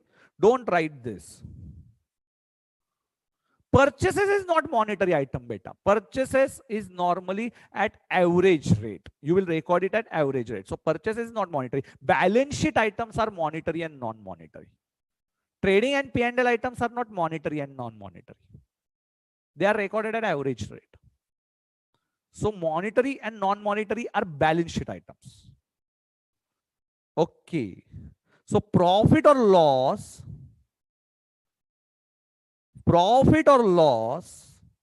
will record in the next period difference between balance sheet and settlement. Suppose on balance sheet it is 55 and after that it becomes 53. So 2 rupees is my gain. But that 2 rupees I will record it in the P&L in which period? Current period or next period? Next period. So 50 rupees is a spot rate. 55 is a balance sheet date rate and 53 is a settlement rate. We will take one example. So it will get clear. Okay. It is very easy.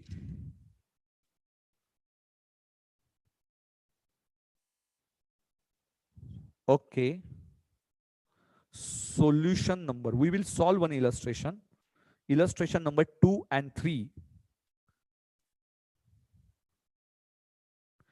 Creditors is beta payable. Ashima, creditors is payable beta. We have to pay more 5 rupees. It's not receivable. Creditors means payable. It's a liability beta.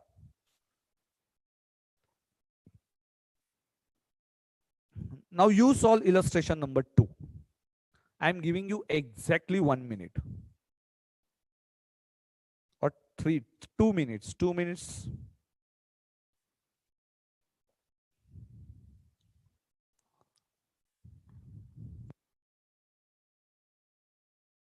You have to tell me whether it is a profit or whether it is a loss.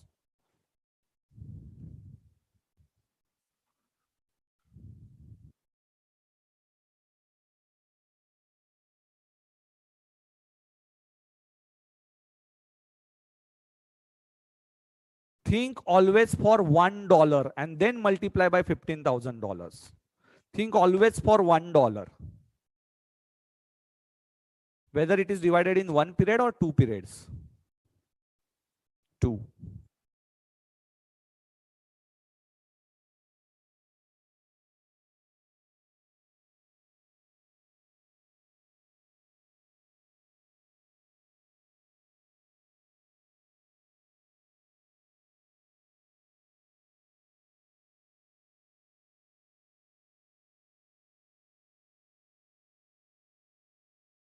Why, Ashima, we have to think from their angle? We will think from our angle only. For them it is receivable, for us it is payable, na beta. We are doing entries in our books, not in their books.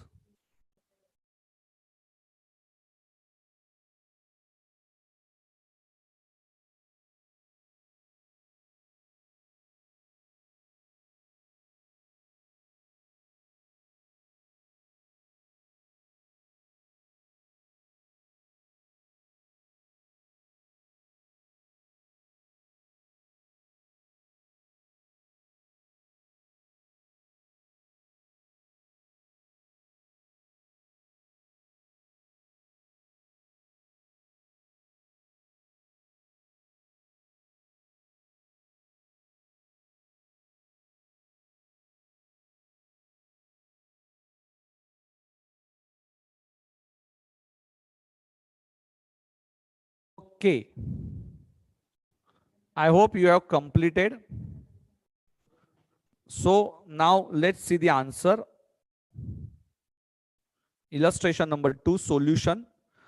On transaction date, on balance sheet date, and on settlement date. Don't write this chart in exam. It is only for your concept clarity. Otherwise, you can write it, no problem. Transaction date is 75. Balance sheet date is 74.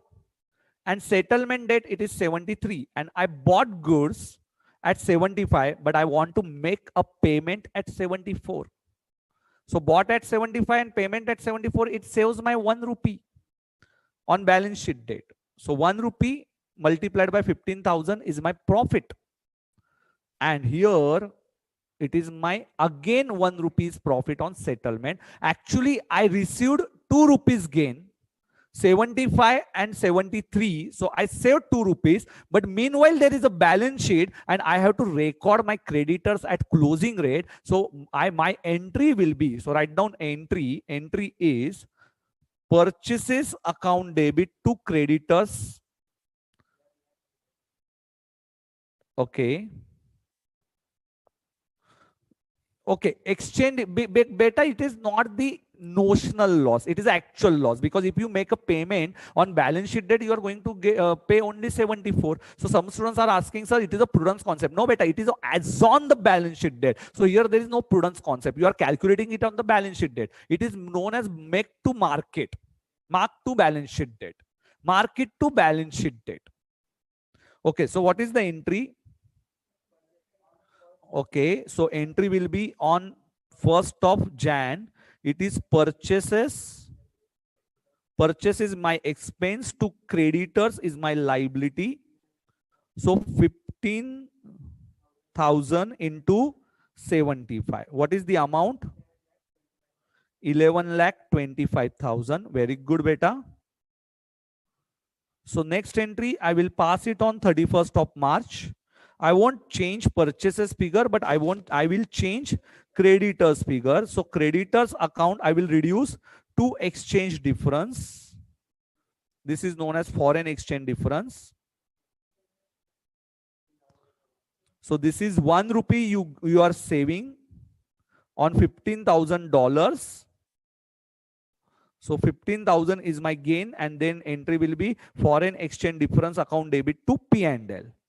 So this is a nominal account, foreign exchange difference. It's a temporary account and it is transferred to P&L. This is on 31st of March. And 7th of July, sorry, I will pay creditors account debit. Wait, now my creditors are showing balance of 11,25,000 plus 15,000. So my balance is 1125 minus 15, 11,10,000 minus, but bank I am paying only $15,000 multiplied by 73, 10,95,000, and therefore balancing figure is to exchange difference 15,000.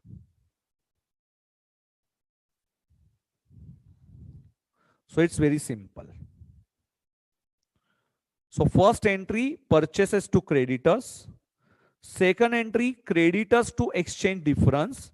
So now my creditors balance is 11,25,000 minus 15,000, 11,10,000, and after that creditors account debit to bank and balancing figure exchange difference. Okay. So beta exchange difference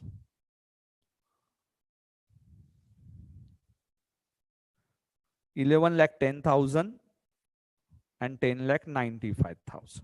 Who answered it correctly? Vijay, Shankar. Yes, beta. Purchases to creditors you answered. But as on 31st March, you have not passed the entry, beta. 15,000 entry in the on the 31st March, and on 7 July, 15,000. It is directly P&L item. Exchange difference is a P&L item, beta. Exchange difference you will consider as P&L item.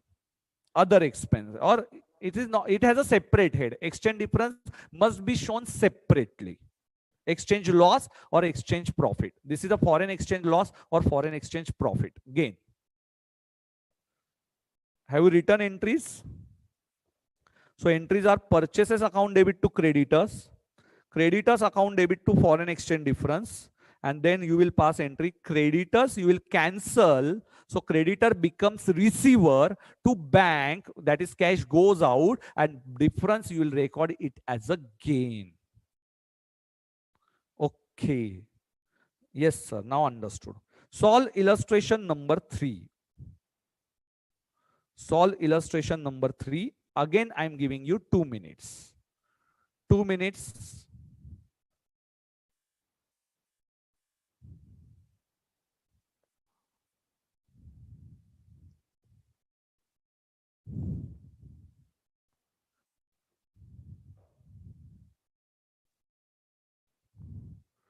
Vasant beta, please watch my lecture afterwards. If you miss with the entry part, it will get uploaded.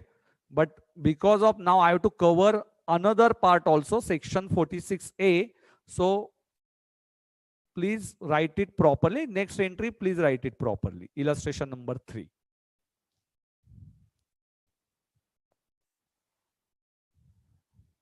Difference, we have to adjust it in the foreign exchange difference account only, beta. Vasant, there is no other head.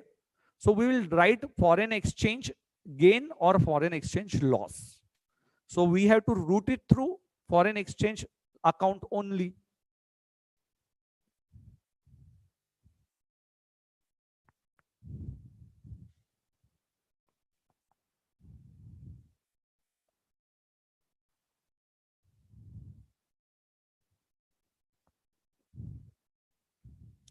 I want to see how many of you.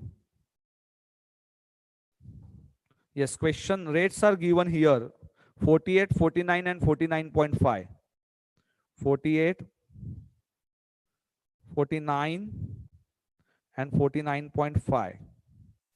Borrowed. Think always for $1. Think always for $1. You have taken a loan. This is on 1st Jan. This is on 31st March. And 31st July is 49.5.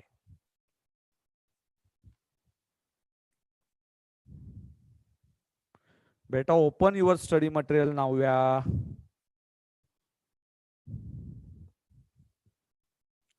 Download it. I already told you, bring your study material before starting your session. Take a printouts of study material.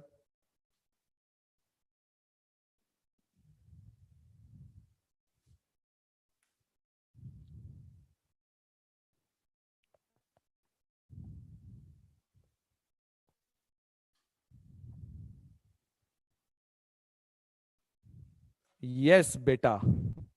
From Bhopal, Agresh. Agresh, very good, beta.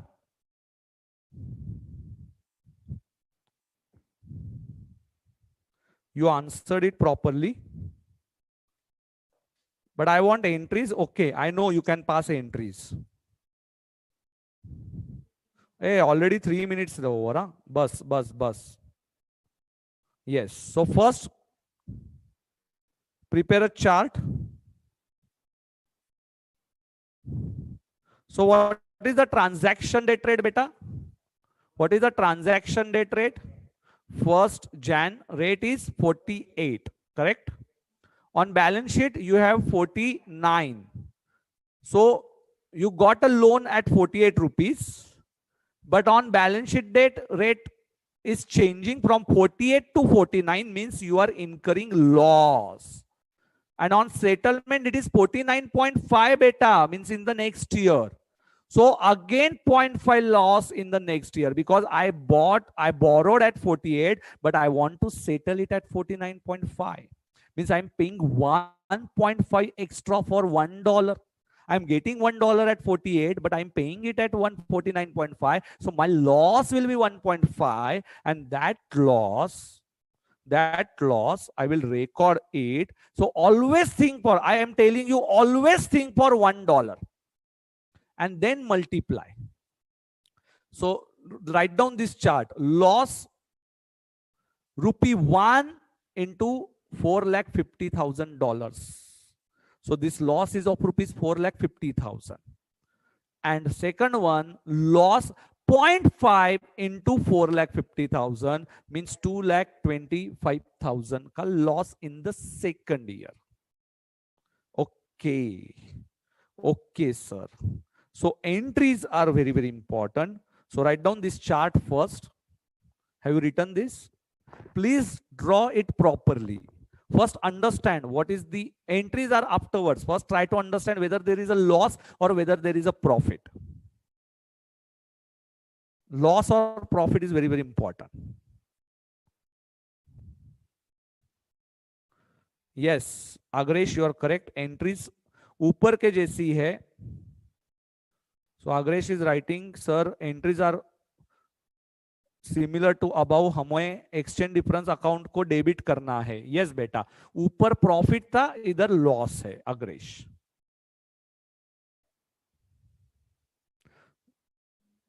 Vishnu, it is not the purchases, it is a loan that you have taken. So entry will be cash account debit to loan. Okay, I hope you have completed this chart.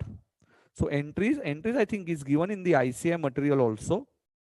Okay, so you can see here bank. Why? Because bank में पैसा आया, so bank is a receiver, and foreign loan is your liability. Foreign loan is a liability, correct? So bank account, you are multiplying it at 48 and $480,000. So this is converted into Indian currency, 2 crore 16 lakhs, correct? Then I will record a loss. Think always for $1. So exchange difference is my loss and my liability. Now this foreign loan, this amount is determinable. So it is a monetary item, and monetary item I am recording at closing rate. Closing rate is 49. So 1 rupee loss. Now my liability is showing. You can check my liability. So here it is my foreign loan, 2 crore 16 lakhs, and my 4 crore 50 lakhs. Again, I am giving credit. It will get added. So loan is showing in balance sheet. Loan is showing in balance sheet 2 crore 20 lakh 50,000. So in balance sheet as on 31st of March, it is showing balance 2 crore 20 lakh 50,000. So next entry will be foreign loan. I will cancel my liability because now I want to settle it. So this is the 2 crore 20 lakh 50,000. This is a liability cancelled. But now I am paying $4 lakh $50,000 at rupees 49.5. Take on calci. 4 lakh 50,000 to bank. 2 crore 22 lakh 75,000, and it is my balancing figure is a loss. And this loss reflects 0.5 per dollar is a loss. and multiplied by 4,50,000, it is 2,25,000. Better no need to read all pronouncement and all. Yes, I will keep my slides in white only next time. Okay.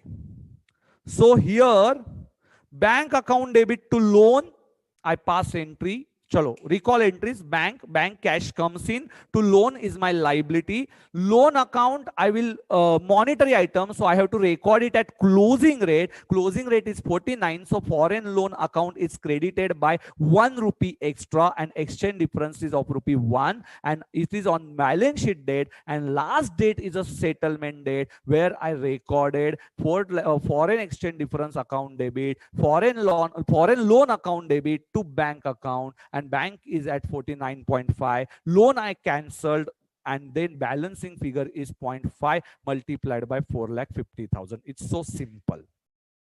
Okay. Narration, no need beta. Now you are at intermediate level, so there is no need of narration.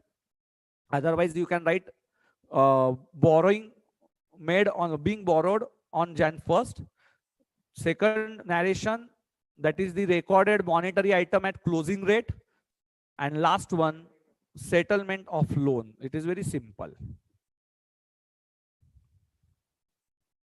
Yes, we are working on dollars. We are multiplying by dollars. So think only of $1, and afterwards you can multiply by number of dollars. It's very simple. So this is something foreign exchange difference. I hope you are clear with the concept of foreign exchange difference. Why there is a need? Because your transaction date rate is different, your balance sheet date rate is different, and your settlement date rate is different. And in that case, and think whether it is a buying or selling. In buying, if rate is increasing, it is your loss. But at the same time, in selling, if it is the rate is increasing, then it is your gain, because you will earn more. And if suppose in case of buying rate is decreasing, then it is a profit. And if rate is decreasing in case of sale, then it is a loss. So if you want to write this sentence, yeah, you will understand it. It is very logical. If rates are increasing for buying, because you have to make a payment at higher rate, it is a loss. And for sale, it is a gain, because you are going to receive the amount, it is an income if rate is increasing. And if rate is decreasing, in case of buying, it is a profit, because you are settling at lower rate. And in case of sale, if you are getting a lower rate, it is your loss. Okay. Single G is very easy, beta. Exchange difference thing for $1. Think 1 rupee is a loss, and the second one, it's very simple. Means I don't think why students are not getting this concept. It's so simple. That transaction date rate and balance sheet date rate. If balance sheet date rate is increasing, here 1 rupee is my loss. In last problem, 1 rupee is decreasing, though that's why there is a profit. And those both transactions are like buying only. So in first problem, it is a buying, and second problem, it is a loan. It is very simple. Your basics must be clear, beta. Okay. Exception. Very, very important. Now this exceptions. Today I will complete this exception part. So might be my lecture will extend up to 9:40. So we have to complete, because this is very important, and students may not aware of this concept. What is the exception? So write down now, exception para 46A. Exception para 46A. Exception to this transaction. This is para 46A. No need to write narration. Suppose if you have written narration, it's okay. If you have time in exam, otherwise write it in the one word only, or one sentence only for narration. Yes, Harshit, they have not done the transfer entry, P&L account debit to exchange loss. Yes, you are correct. So you can pass 2 more entries, P&L account debit to exchange loss, P&L account debit to exchange loss. Yes, Harshad, Harshit, I already explained you. You can pass 2 more entries. Now, what is the exception? Exception is that long-term foreign currency monetary items which are related to. Now remember, this is related to long-term foreign currency monetary item. So what is exactly meaning of long-term monetary item? Suppose I bought one machinery, I purchased one machinery, and I'm making a payment after 3-4 years. After 3-4 years. So these creditors are short term or long term? These creditors are long term. These creditors are long term. And suppose if I have taken a loan not for depreciable asset and I have to repay it after 4 years, then this is also again it's a creditor for long term. If you are settling it within 12 months, it is a short-term creditors. But if you are settling it after more than 1 year, it is a long-term creditors. You got the concept? Okay. Now we will divide it in 2 parts. Now very important beta, very important. Exam में question आएगा इसके ऊपर. Depreciable asset and others. Whatever the exchange difference. In previous question where we adjusted difference in P&L account, very good. But here if it is a depreciable asset, then this exchange difference is added. If it is a loss, then it is added, because loss has a debit balance and asset also has a debit balance. It is added in the asset. And if it is a profit has a credit balance and asset has a debit balance. Therefore, it is deducted from the asset. If it is deducted from the asset. Others. In others case, it is adjusted in foreign currency monetary item translation difference. Sir, क्या है ये? What is this? Foreign currency monetary item translation difference account. I will tell you. It's very easy. Foreign currency item monetary item translation difference account. Okay. Just write down beta. I know there is a network issue. We will solve it shortly. But before that, please write down this exception. This exception. Yes, I know you can't see. Write down. I will dictate it. Exception.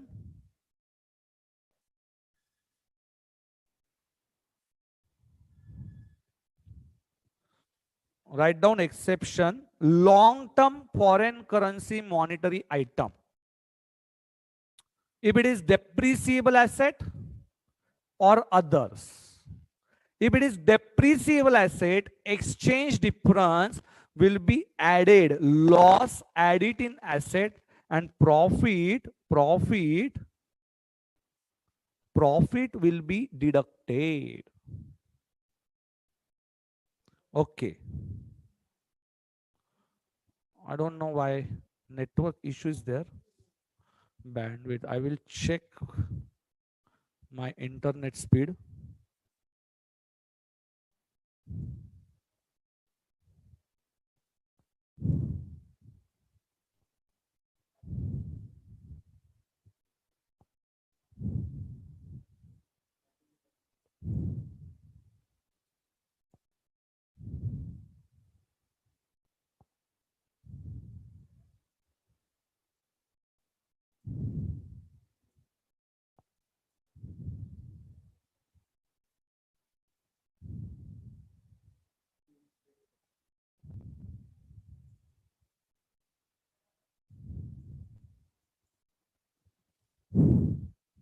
Okay.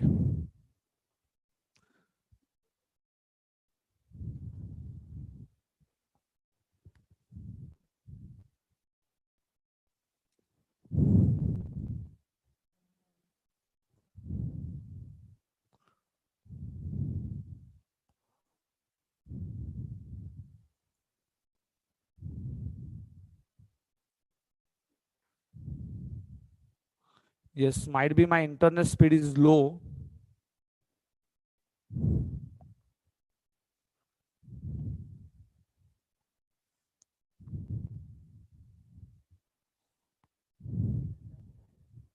No, it is download speed is good. I think it's from. Okay, still it is not showing.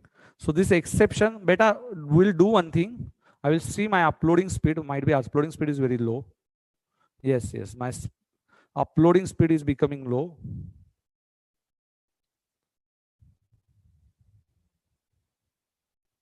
Okay, sorry. There is internet problem, connectivity problem, beta. Okay, so just I will revise it. We will take this concept exception in the next session. I'm sorry for my internet speed, but can't help now. I don't know exactly why speed is so less. Okay, so beta first I will recall. Yes, I know there is exception problem. So I will tell you what we studied today in accounting standard 11. It's very interesting accounting standard actually. Yes, internet problem. Okay, students. Yes, sometimes I'm also facing this issue of internet.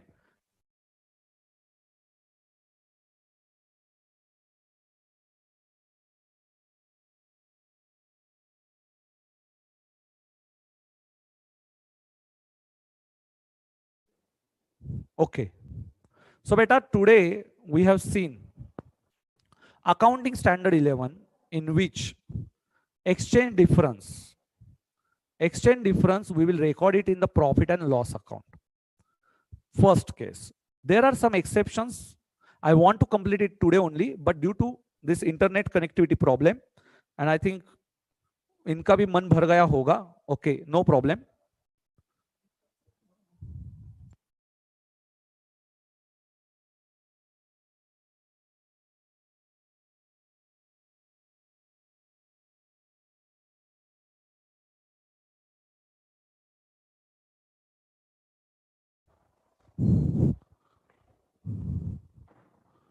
Okay.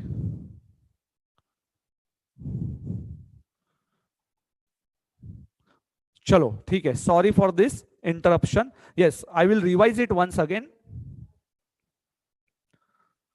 So we have seen what is the foreign currency transaction. So in foreign currency transaction, S11 says whenever there is an exchange difference. Why there is exchange difference? Because you bought at 48 and if you are paying at rupees 50, definitely there is an exchange difference. Now this exchange difference is arising in case of, there are three cases for where you will incur the exchange difference. One is for normal transactions, that is buying or selling of goods, or suppose in case of lending or borrowing of the amount, or otherwise acquisition of asset or selling of settlement of liabilities. This sometimes you may incur this exchange difference. Now second one, forward contract. After getting this forward contract, you may incur exchange difference, that we are not covered. And last one is a foreign operation, when you have to convert your balance sheet. You have to convert your balance sheet, profit and loss account, restatement of your subsidiary, joint venture, associates or branch financial statements into our currency, reporting currency. So beta, this is what we need, conversion of accounting standard, was we need foreign currency. So S11, effects of changes in foreign exchange rates. So name itself suggests what is the effect if there is an exchange rate difference. That exchange rate difference is debited or credited to profit and loss account. But there is an exception that I'm going to explain it on Monday, very, very interesting session on Monday, because you will understand what is the forward contract and what is the foreign operation also in that session. Here we understood S11 non-applicability. Then we have seen if this is the foreign monetary items and non-monetary item. Monetary item means amount is determinable, amount is fixed, and non-monetary means amount is not fixed. So what is fixed amount? Number one, it is for cash in hand. Number two, debtors. Number three, creditors. So monetary. So you have to record creditors, debtors at closing rate. But for non-monetary, we don't have problems on in first case, that is the foreign currency transactions. We will see it in the foreign operations, but not in first part. So first part, accounting treatment is divided in three parts. Number one, it's a transaction date. Number two, it is the balance sheet date, transaction date, balance sheet date, and third one is a settlement date. Transaction date, you will record it at the spot rate. If settlement rate is the same period, then you won't incur expenditure or income within 2 periods. You will incur it within 1 period only. And suppose if it is a suppose if it is a profit and loss, if you divided it in the two parts, then it will be, you will divide it in 2 periods. Remember, if it is balance sheet date, and after that you have settlement date. So if settlement date is after balance sheet date, your profit or loss recognized in 2 periods. If settlement date is before balance sheet date, then in that case your profit or loss is only of 1 period. Normally in exam they will ask you for 2 periods entry. And after that we have completed. So we have started with the, yes, we have started with the exception, but due to technical error, yes, now I have to wind up my session. And I hope if you have any query, please tell me fast. Sorry for interruption. Actually I have to cover forward contract today only, but it's okay, sometimes it may happen. Yes, beta, clear or not clear with your all concept? Tell me fast. If you have any query, please give it in the comment section. And afterwards also, if you have any query, please give it in YouTube comment section. I will reply your queries, definitely. Easy tha? Easy tha? बेटा जोश से बोलना है, yes or no.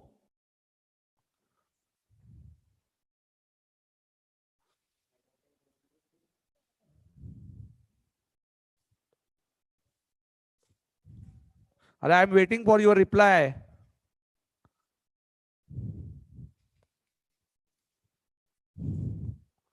I hope today's session is also a good session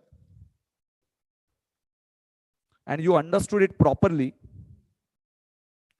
I'm not getting a single query. Yeah, section 46A actually we have to cover. No problem. Chalo, theek hai.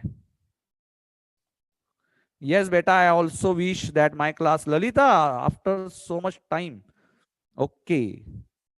Ekdam clear. Now, yeah, yes. So loan is a monetary item. Yes, beta. Yes. Sir, please just resolve your issues, but don't say sorry, it feels bad. Okay, because I have some targets in my mind every day that I have to cover, because I don't want to waste your time. This 2.5 hours after one means only 3 days lectures we have in a 1 week, and therefore I think your time is very important and you have to solve other subjects also. So it feels bad to me also, Shubham.